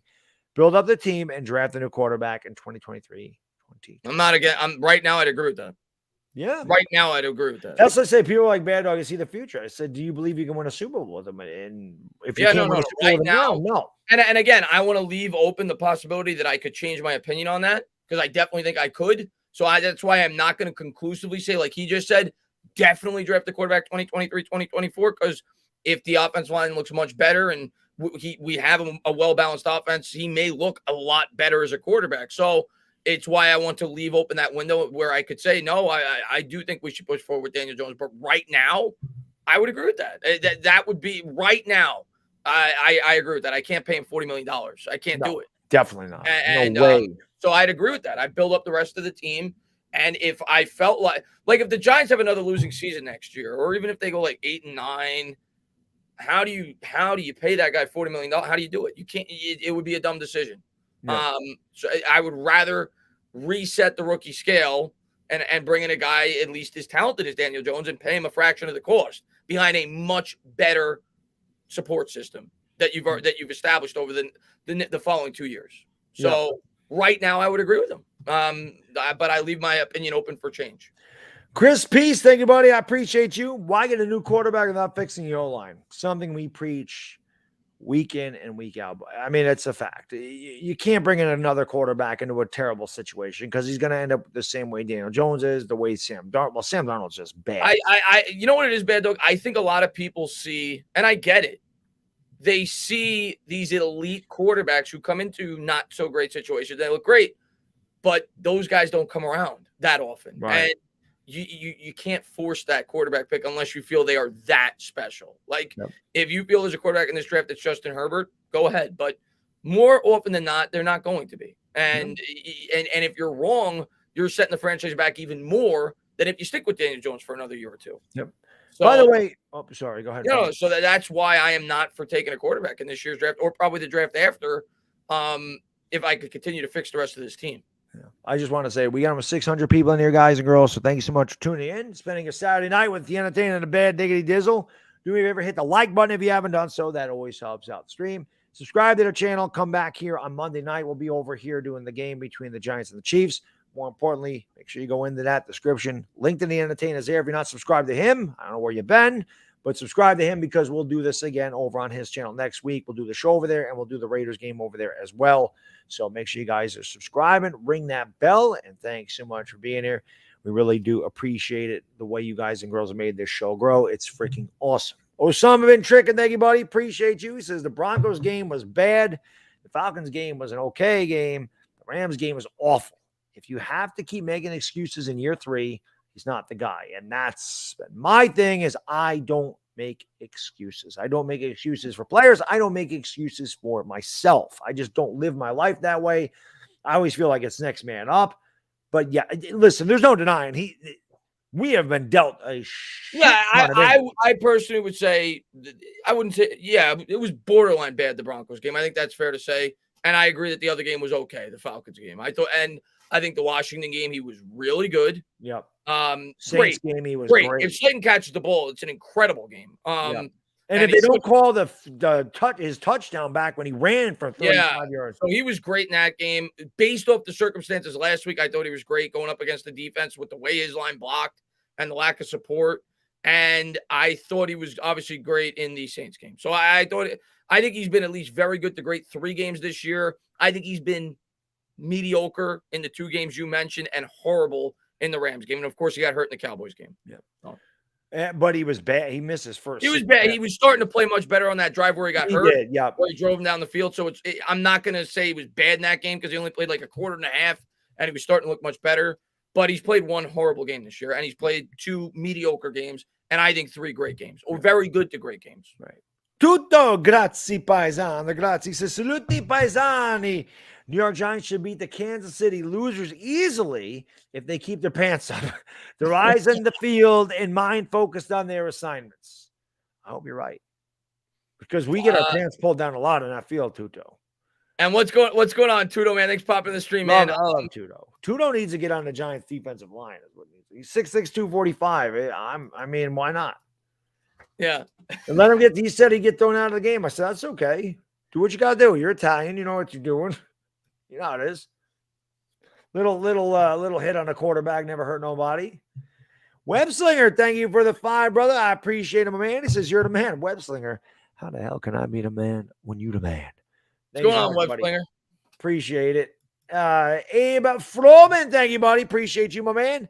Best thing that can happen is Baker doesn't get extended, that we could bring the market back down to the reality, except for guys like Mahomes, Rodgers, etc. Baker's an interesting one. He should not be extended, in my opinion. I wonder where Baker would end up. I think Baker, I mean, if the Browns are smart, which they probably won't be, they will probably extend him because they're winning. I don't think that's the wisest choice for them to give him a huge contract. I think it would blow up in their face, kind of like the Jared Goff contract with the Rams when he was in a great situation and they fell off shortly thereafter. If they do what I think they should do, I see like a Kirk Cousins situation with Mayfield where he plays 4 or 5 years, then he gets the franchise tag for a year or 2, and then he goes somewhere else. That's what I see. And then maybe a 2 or 3 year deal similar to what Cousins got with the Vikings. Like that's kind of where I put Mayfield, like Kirk Cousins territory. Mm-hmm. That's what I think the Browns should do. I don't know if they will do it. Yeah, it'll be interesting to see what they do. Baker's a guy that with the Sooner quarterbacks, I'm usually spot on. I gave Baker a little bit too much credit. Like I thought Baker would be a top 7 quarterback in the NFL. And he's not bad, but he's not great. Like I thought Baker would be definitely very good. I definitely thought he'd be a very good quarterback, a Pro Bowl quarterback pretty much every year, but he's not. He needs a lot of the really good pieces around him to succeed. And he's not a guy that's going to throw over 400 yards. He's not that guy. I thought he would be. So I was off on him a little bit, but most of that. But I think he's a slightly below average starting quarterback, like right in the middle. He's like Yeah, 15. I thought he'd be better than that. I thought he'd be a top 10 quarterback. Yeah, maybe he will be. I mean, he's still young, but he hasn't shown that he can do that yet. He's tough as shit, though. I give him that. And listen, his progressive commercials are funny. I give him that too. And he's a good trash talker, and he doesn't take any crap. And he's tough. Yeah, I like Baker. What can I tell you? I like the bad guys. I like the bad guys. That's why I like Tom Brady. I like Mayfield coming in. I like his personality. I liked him coming in. I didn't like what he said to the Giants, but I liked him coming in. John, thank you, buddy. I appreciate you. He says, also, I hear Giants fans saying Jones will take $25 million because he wants to win. The Browns are offering Baker $35 to $37 million. Jones isn't taking less than that. Yeah, I mean, there's no way we can know for sure, but I agree with you, John. There's no way you could just assume that, and I can't blame Daniel Jones. If Jones feels like he could get that, most players are not going to take less. God, why would you? Yeah, so John, for fans to just assume, Jones is a good guy. He's about winning, and he is. I like Jones. I think he is a good guy. But he's going to try to get his money. Dak's a good guy. Dak's a very good guy. Yeah, off the field. Seems everybody says how great of a guy he is. He held out for every last penny he could get. So there's no way as a Giants fan you could assume the businessman. Yeah, It's a it's a business. business. You try to make as much as you think about your job, like whatever you guys do, like you're going to try to make as much money as you possibly can. And I can't fault anybody for that. Yeah, no, absolutely not. We look at it differently because most of us, I don't think anybody in this chat, but you never know. Most of us don't know what the hell $25 million is. We'll never see that in our lifetime. Never come close. So we look at go, God, how the hell do you turn 25 million down? Well, because somebody else offered you 35 million. Thinking of it in terms of this. I mean, if you're at your job and you make $100,000 a year, or somebody offered you $100,000 a year, and then somebody said, well, I'll give you 200,000 a year, 150,000 a year. It's the percentage, I guess, is how they look at it. And by the way, I see Mike say people hate Jones so much they are assuming he's greedy.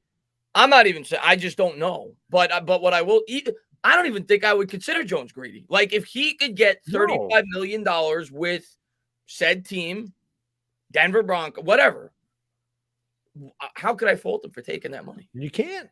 These guys is a business, and you have a narrow window to make your money. Yeah. And go on. You know, I wouldn't even consider him greedy if he did that. You make what you can. Exactly. You know, the league, the league makes as much as they can off the players, right? Absolutely. I mean, Thursday night football, we're going to add another game, but we care so much about concussions. We're not about money. Right. So, like, how could you fault the players for trying to make as much as they possibly can? Agree. Brandon, thank you, buddy. I appreciate you. I mean, he says, what are the chances Andy Reid gets fired if Kansas City keeps losing? 0. He's not going anywhere. Not this year. What are the chances Andy? I mean, anything's possible, but I mean, Andy Reid, you know, Andy Reid, the Chiefs should be absolute idiots to fire Andy Reid. Andy Reid is, in my opinion, outside of Bill Belichick, the best coach I've been watching football. Like, he's that good. You look at his record, and I always bring this up, but you look at his record with the Chiefs, it's freaking insane.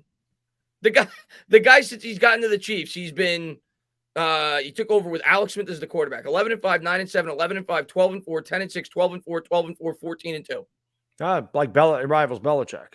Yeah, this year he's 3-4, but I mean, okay. And then you look at his, even with the Eagles, his first year there, took over a bad team, 5-11, 11-5, 11-5, 12-4, 12-4, 13-3, 6-10, 10-6, 8-8, 9-6-1, 11-5, 10-6, 8-8. Yeah, like he's good. He's insane. The guy has had 1, 2, 3, 4, 5, 6, 7, 8, 9, 10, 11, 12, 13, 14, 15 double-digit win seasons. Yep. He's underrated. About the Giants, underrated, in my opinion. You think about the Giants. How many double-digit win seasons have they had since I've been watching them? Like, not 15. Not many. Not even since I've been watching them. I mean, Andy Reid is an incredible coach. He's a great head coach. So the only way I could see that, and I don't think they'd fire him, is if they decided they were going to promote Eric Bieniemy. That's it. Yeah. That's about it. But I can't see him getting fired for one bad year if they have a bad year after he's been in 2 straight Super Bowls. That'd be really pulling the trigger, you know? Yeah. Rob, thank you, buddy. Appreciate you. He says, head coach can't change every 2 years. Got to take a guy you believe in and let him build it out. I'd need to see a lot to not give Judge 2 more. That's fair, Rob. And I said that when I did the fire Joe Judge thing, that Joe Judge rule when I did the video. And I know that's not the way you build a successful franchise. But again, if you're going outside of the organization for a GM, in my opinion, you can't force that GM to keep the coach. If the GM wants to keep him, great. But if the GM says, I want my own guys, I'm not keeping Joe Judge, then he can't keep him. So that's why I said maybe it's possible that he does go, but we'll see. Hopefully they turn it around and there is no question. That's really all we can hope for. Yeah, I mean, Rob, I agree with you. Honestly, I really do. I don't want to move on from Judge in an ideal world. I really don't. I don't want to have to flip another coach after 2. I really don't. But what I will say, Rob, is if they do hire an outsider, you have to give that guy full say.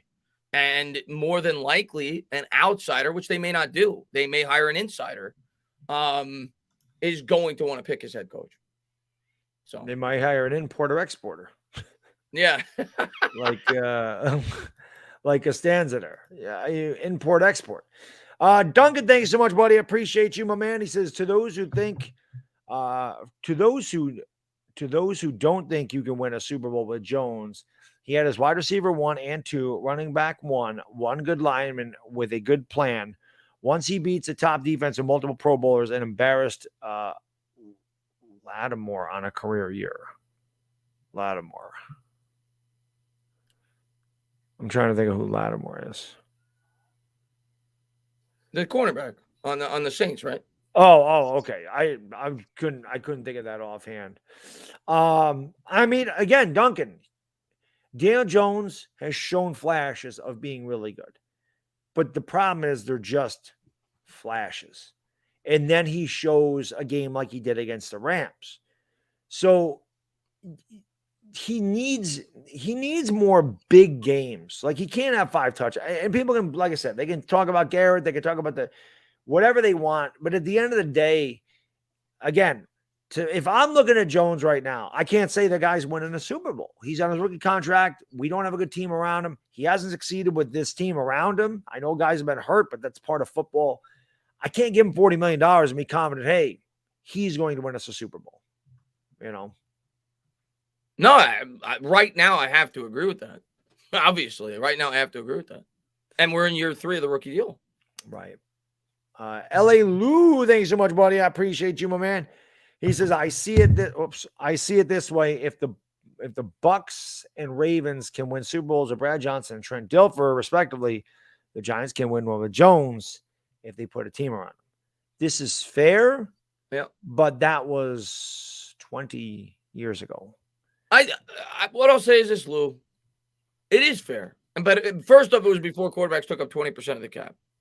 Okay. But the other thing I'll say is, sure, it is like if you put Jones on that the Ravens team that year, like that Ravens defense is the greatest defense of all time. Like, yeah, do I think he could win with that? Yes. But the question I have, Lou and Baddog, is do I trust the Giants the way that they've been able to build teams over the last 20 years?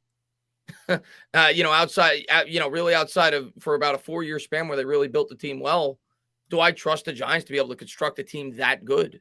Right. And my answer is no. And the other thing that you could definitely argue if you're, is when you have a quarterback like Pat Mahomes, which are very hard to find. When you have a quarterback like Josh Allen, it takes away a lot of the flaws of your team. Mm-hmm. Yeah, definitely. Definitely does. And yeah, the 2002 Rams defense, the 2002 Buccaneers defense is pretty damn solid. One of the all-time great defenses.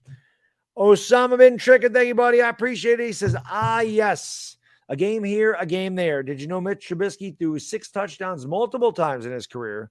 A franchise quarterback does it consistently. I think Nick Foles threw 7 touchdowns in a game. Really? Yeah. I think he's got Joe Cap's record. Pretty good year with the Bears where they won 11-5. And that was the defense. Yeah, it was because he had a great defense. Yeah. Listen, man.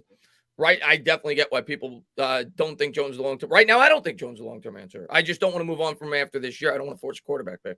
Tutto, grazie, paisano, grazie. I shortchanged him. He's 6'4", 251. I said 245. He says, I'm 6'4", 281, 8% body fat as of now, and only Baddog and people alike would understand what it takes to get jacked up. Grind 8 to 10 hours daily. Yeah, I ain't that big. I am 6'4". I'm 6'4", 176. I do, and my body fat's probably around 9.5. I'm definitely not jacked up like Tuto, but I'm not 27 anymore either. I saw Jay in the chat says, has Eli ever been injured? Eli never missed a game due to injury, but yes, he's been injured. Eli Manning played with plantar fasciitis. Eli Manning was very tough. He was much tougher than people give him credit for. He's been hurt. He never missed a game due to injury, but he played through injuries. Dude, look at the Tuto. Why isn't Tuto playing linebacker for us right now? Tuto's a beast. He is. 6'4", 251. Put him in linebacker. Let's see what he can do. Now we know who our middle linebacker is, Tuto. Plus, he plays rugby, so the guy's rough. We need a guy like that. We need a Tuto on this team. Yeah. I think we need a Tuto on the team. I agree. Well, we need an Italian guy. They always help out. That's a fact. You know that, Chris. Come on.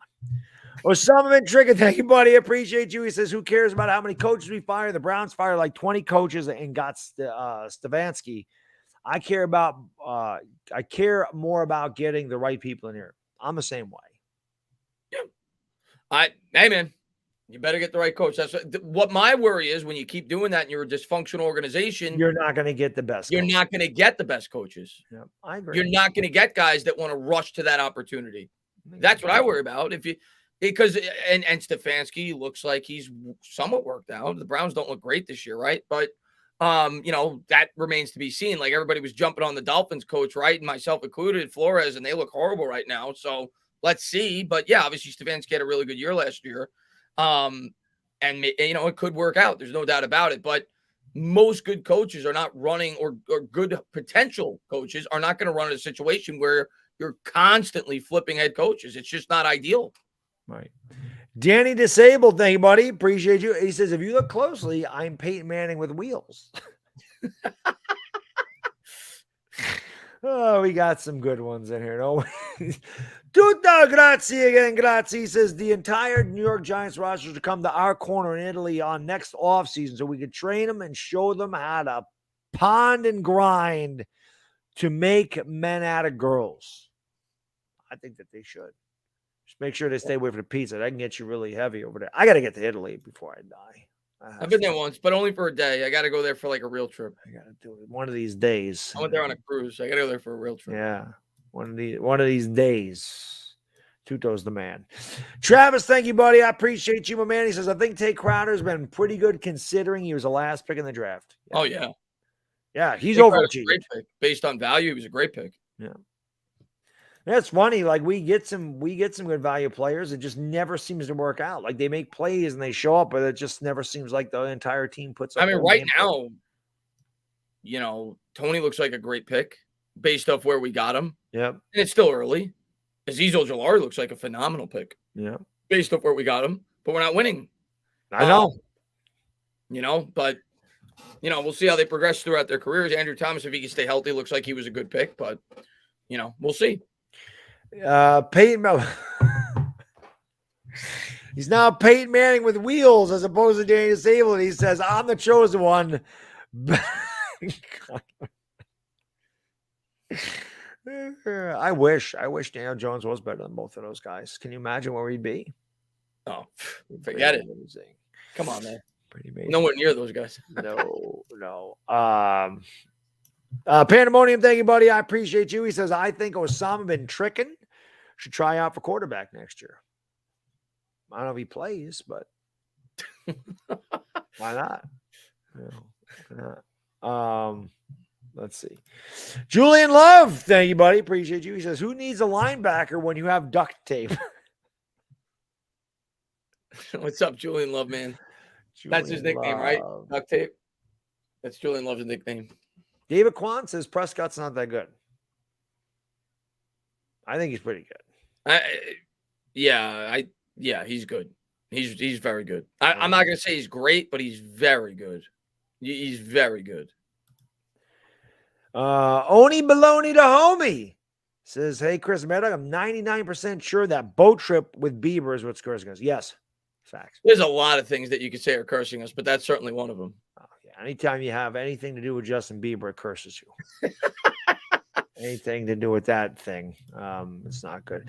Osama, thank you, buddy. I appreciate you. He says, nope, I do well at my job. I'm an accountant. Very nice. I work in finance myself. Not an accountant, but I do. I like that. People are always said to me, they're like, Baddog, why aren't you? Well, they didn't say Baddog. So, Kevin, how come you weren't an accountant? Why aren't you?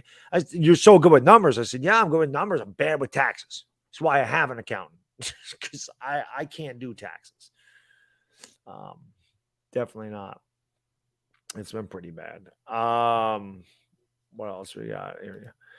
Who is the best Italian player for the Giants? I said Bavaro in my lifetime, probably. I'd have to think about who's been Italian players on the Giants. I'm trying to think. Bavaro's obviously the guy that pops out of your head. I'm trying to think if any of the linemen were Italian. I don't think so. Yeah, it has to be Bavaro. My lifetime. I don't know, at least like modern day.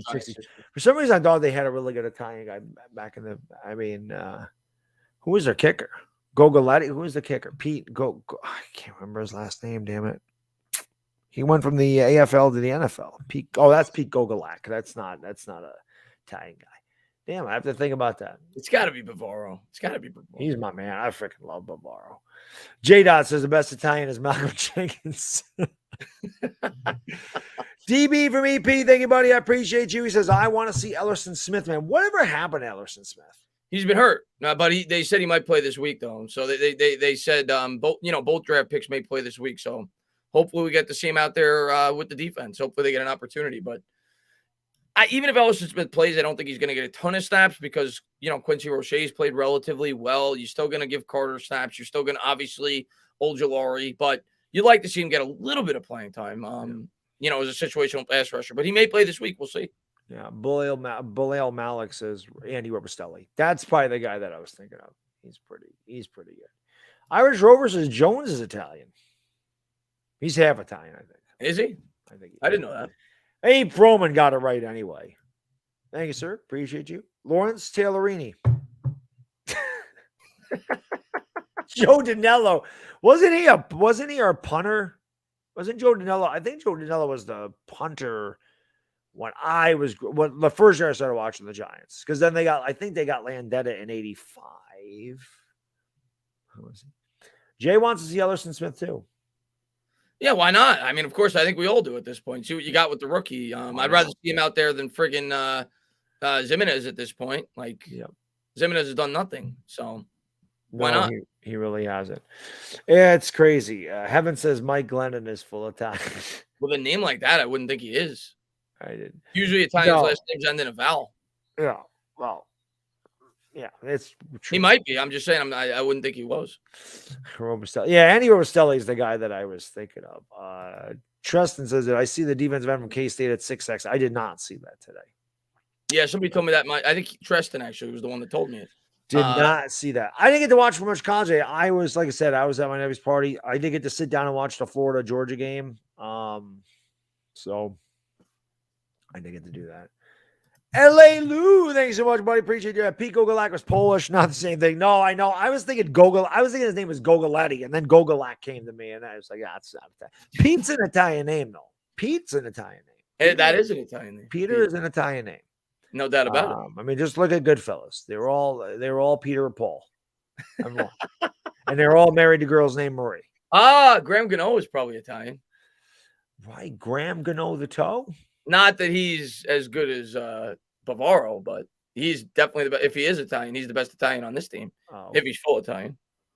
Bobby Crispino. I don't even know who that was. Danilo was a kicker. Who the hell was the punter then? Who the hell was the punter back then? Why the hell I think Danilo was the punter? Dave Jennings was the punter. That's the punter. Danilo was the kicker. Dave Jennings was the punter. Gano was French. I just the last name and then in a vowel, I thought he could have been Italian. He's French. Okay, didn't know. Edmonton L's number is not retired. How the hell is that possible? Really? Edlin the Gremlin, second all time in interceptions. He must be in the Ring of Honor in NFL history. 79. I can't believe his number. I've been trying to buy an Edmonton L rookie. Those things got expensive. I should have just bought. They were like a PSA 7 Edmonton L 51 Bowman was like $100 for the longest time, and I missed out on that. Now they're like $400. Yeah, he's not. I think he's in the Ring of Honor, but his number's not retired. His number should absolutely be retired. Ray Flaherty, Tuffy, Lehmans, Melhine, Eli Manning, Phil Simms, Ward Cuff, Wyatt Tittle, Frank Gifford, Al Blozis, from 42, I don't know who that is. Joe Morrison, Charlie Connerly, Ken Strong, and Lawrence Taylor. Yeah, he's not. Absolutely should have his number retired. Good call, Bilal. Definitely. Abe, thank you, buddy. I appreciate you. He says guano is from Scotland like times. Batshit crazy. Guano. Braves on their way. I saw the Braves did just they won the night again. Up 3-1. Well, they're about to win. Well, maybe you're ahead of me. They're about to win on my TV. Oh, I'm not on it. He said Braves on their way. Yeah, one more strike and they win. Actually, I have the BYU Virginia game. BYU is up huge in this game. It's a 3-point game now. It's 31-28. If you got the over in the BYU Virginia game, you're looking good. It's 4 minutes to go in the half, and it's 31-28. Wow. On the 9, 2 outs. It'd be typical, though, for the Braves to go up 3-1 and then lose the next 3. It is Atlanta. It really is. I mean, I'm not saying, I don't have any problem. I know Mets fans hate the Braves. I understand. Yeah. And I'm not saying it, but that's just Atlanta sports, is it not? Oh yeah, for sure. They That's did it against the totally Yankees a in brave thing to '96. do. It's totally a brave thing to do. I think one of the Mets fans did say that they hoped the Braves were down like 0-3 and then they or up 0-3 and then they ended up losing 4 in a row. That'd be Somebody great. did say that. And we talked about how the Red Sox are the first one to do it against the Yankees. Now 3-1 can happen. Yeah, for sure. Sonny, thank you, buddy. I appreciate you. He says, I always felt Plaxico Burress shooting himself in 2008 started the downward trend. The team was never the same after that. Yeah, that's true. That 2008 team was the best team I ever saw. Oh, That includes the 86 team. They were so he's good. absolutely right. Him shooting himself changed everything. It changed the New York Giants. Not that it would be different now, but they could have had a real dynasty. That team, they really could have. Had he not shot himself. If you win back to back, you don't know how that transfers over the following year, right? Because now you've won back to back Super Bowls. There's players out there that are like, yeah, I'll take a lot less money to go to the Giants. Like, I want to go out there and build a dynasty and win enough. Like, who knows? You know, you don't know. Like, maybe we would have became like a mini New England Patriots for a 5-6 year stretch. Obviously, we won another Super Bowl, which is great, but it really did change a lot of things. Burress shooting himself. Yeah. And by the way, it changed a lot of potential Hall of Fame careers too. It did. Listen, if Burress never shoots himself, there's members of that offensive line that probably make the Hall of Fame if you win back-to-back Super Bowls. Braves win. You know, and the Braves won. So it changed a lot. Yeah, because think about it. In 2009, without him, we started 5-0. We fell apart at the end of the season. We finished through 8-8, 10-6 in 2010, and then we won a Super Bowl in 2011. So yeah, it really could have been a dynasty. That 2008 team was great. It's the best team I've ever seen as a Giants fan. I saw the 86 team. I still think it was the best team. Now, the defense was not the 86 defense, but the offense was way better than the 86 offense. Yeah. Abe, thank you, buddy. Appreciate you. You didn't have to super chat again. He says, Gano, damn spell check. So Gano spell check goes to guano. Which, by the way, when you typed in Eric Flowers and spelled the E-R-E-C-K, it always corrects it to wreck. And I'm like, that's just so Guano's batshit, by the way. Yes, it is. That's why I said batshit crazy. Yeah, Ace Ventura too. Yeah, guano. Batshit. Chris and I got to be guano and batshit crazy to be doing these Giants games. You guys and girls are tuning in because they have just Chris, what's our record? As we started this show? Well, I mean, not good. We did start off 2-0. Yeah, not good though. Definitely not good. Not good. DB from EP, thank you, buddy. I appreciate you, my man. He says, after the Panthers win, I bet my girlfriend that we win the Chiefs game. If she loses, she puts makeup on me. Many regrets. Pay for me. Well, what do you get, DB? Maybe you can't say it, but what do you get if the Giants win? And DB's an Yankee fan, so that's also a plus. Maybe he can't. I don't know. yeah, listen, I mean, listen, it's his girlfriend, right? So you allow that to happen. When I started dating my wife, we were probably going together 7-8 months. Yeah, she asked her. I said, of course, you can do whatever you want. Now, 20 years later, it's still the same thing. Yes, you can do whatever the hell you want. You're the damn woman. It's the way it goes. You're the boss. Yep, whatever you want, sure. I argue more now, but inevitably she always gets her own way all the time. She's just like my kid. She always says he's just like you. I go, yeah, well, I want this, I want that, I want this. And he gets it. That's you. So there you go. He got that from you. The bad temper, me. No doubt about it. Me. Yeah. The horror film gene, me. Likes horror. Is that really a gene? The horror personality. He got my personality. Yeah. Got my taste buds. Loves Cheez-Its. Bacon too. And he knows Eagles are poopy heads. I taught him that. Dude, grazie, paisano. Thank you so much, buddy. I really appreciate it. He says, I could play a defensive end and outside linebacker position in the NFL. We trained with a bunch of players like Aaron Donald 5 years ago in our rugby academy in Italy. See? I'm telling you, he should come here and shake everything up. And then maybe if players get out of line, he can kick their ass in the locker room too. We might have a sleeper. He might be the best Italian Giants player ever. That's what I'm saying. That's what I was saying. He should, that's how I got started. I said we need some Italian players in this team. Yeah. Tuto should be the guy. Can't be worse. Yeah. Jay Ham, inevitably, it always turns into food in one of my streams. I don't know why. Maybe it's because I get hungry at midnight. I'm like a gremlin. I don't know. but I do always. By the way, we still have over 500 people in the house, so thank you so much for being here. Again, if you haven't done so, please hit that thumbs up. Helps out the stream more than you know. Subscribe to this channel if you have not. Make sure you come back here Monday night. We'll be live 15 minutes before the game for the Chiefs and Giants. More importantly, go into that description. If you haven't subscribed to the Entertainment Talking Sports, make sure you subscribe to him because we do this show every week. We alternate channels. We also cover every Giants game, and we alternate channels as well. So next week, Raiders will be on his channel, as will this talk show. We appreciate you guys and girls hanging out on your Saturday night. We'll go live for like another 10 minutes or so, and we'll get the hell out of here. Whoops. Baddog, I just tweeted the photo. What photo? What photo? What photo? Of the sacks? I don't know what photo. I don't know. Adam, thank you, buddy. I appreciate you, my man. He says, I have a good feeling about the game this week. And yes, the Eagles are poopy heads. See? They are poopy heads. That's facts. Poopy. Listen, I tried to get my kid to say the Eagles stink. He would not say it. But then DWG is here. Tell him to say they're poopy heads. And sure enough, he did say that. He did say that. And I wish I shared your feeling, Adam. I do think that I'm not picking it because I said we're going to get killed last week. I'm going to say it again. And I hope that it equals another Giants win. But I could definitely see us keeping it close. But I'm not. I'm picking the Chiefs by about 13. But I could see us keeping it close. But I'm not picking the Giants. What's up, Greg Harris? How you doing, buddy? Thank you for popping in. Appreciate it. Mike Orger says Tudo doesn't want to spend his career on IR. That's true, Tudo. You might want to stay away from the Giants. I don't know what the hell it is. It's bad luck, man. It's bad luck. It's the boat trip. Somebody said it earlier. That's what it is. What is it? The boat trip. That's what did it. Well, Tudo wasn't on the boat trip. No, well, then neither was Barkley, and he can't stay gets hurt in the boat trip. Yeah, sucks.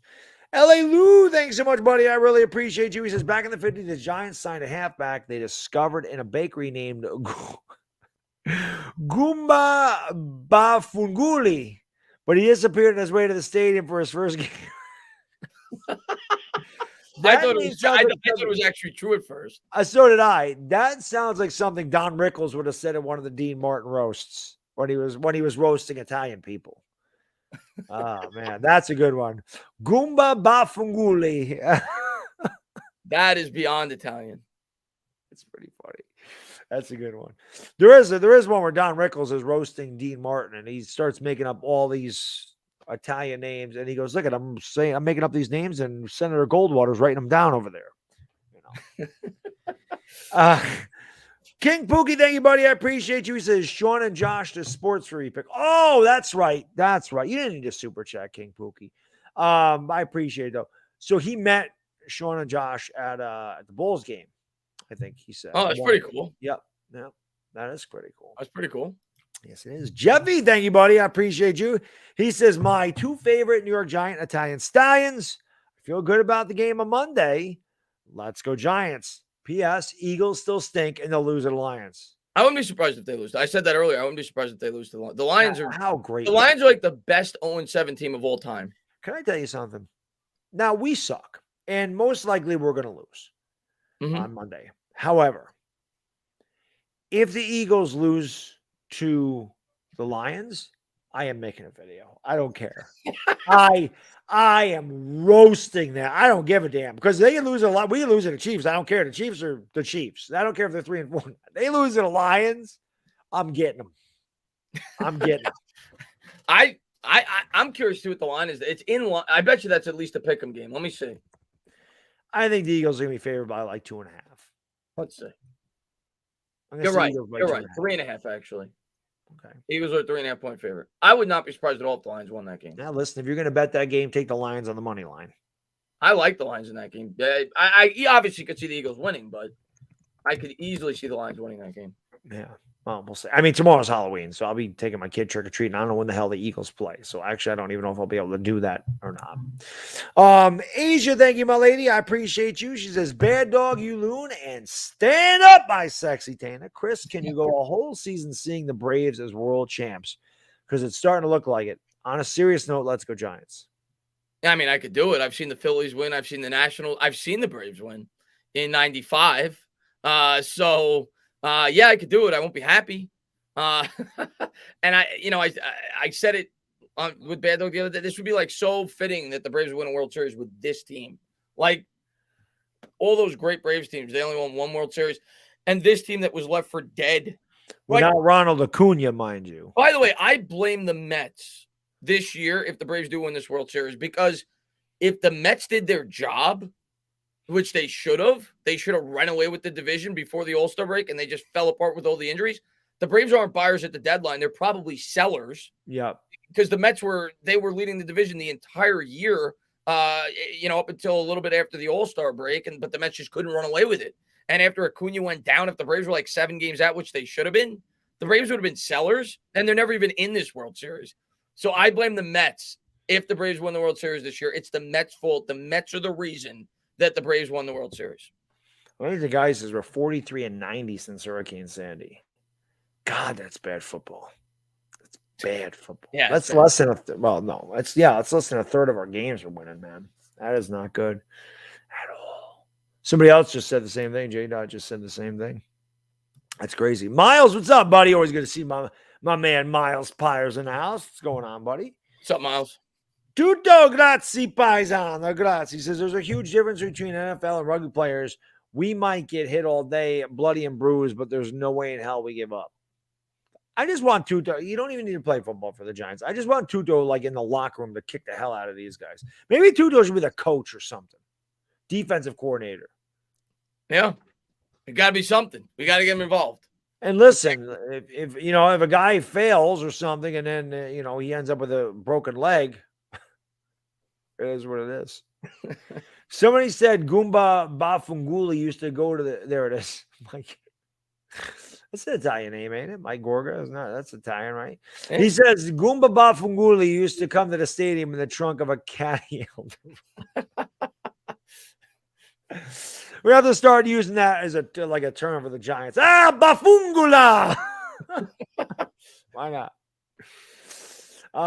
But it is almost 12:10, so we're gonna get out of here, guys and girls. Again, still 500 in the chat because you guys and girls are amazing.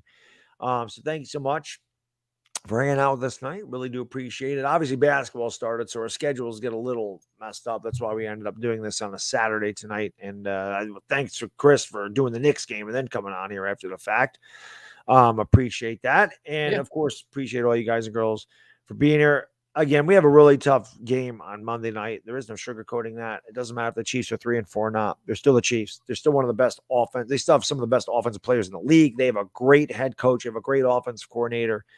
And they got embarrassed. And Mahomes was terrible. And there's no doubt about it that he probably wants to get revenge and he probably wants to get right.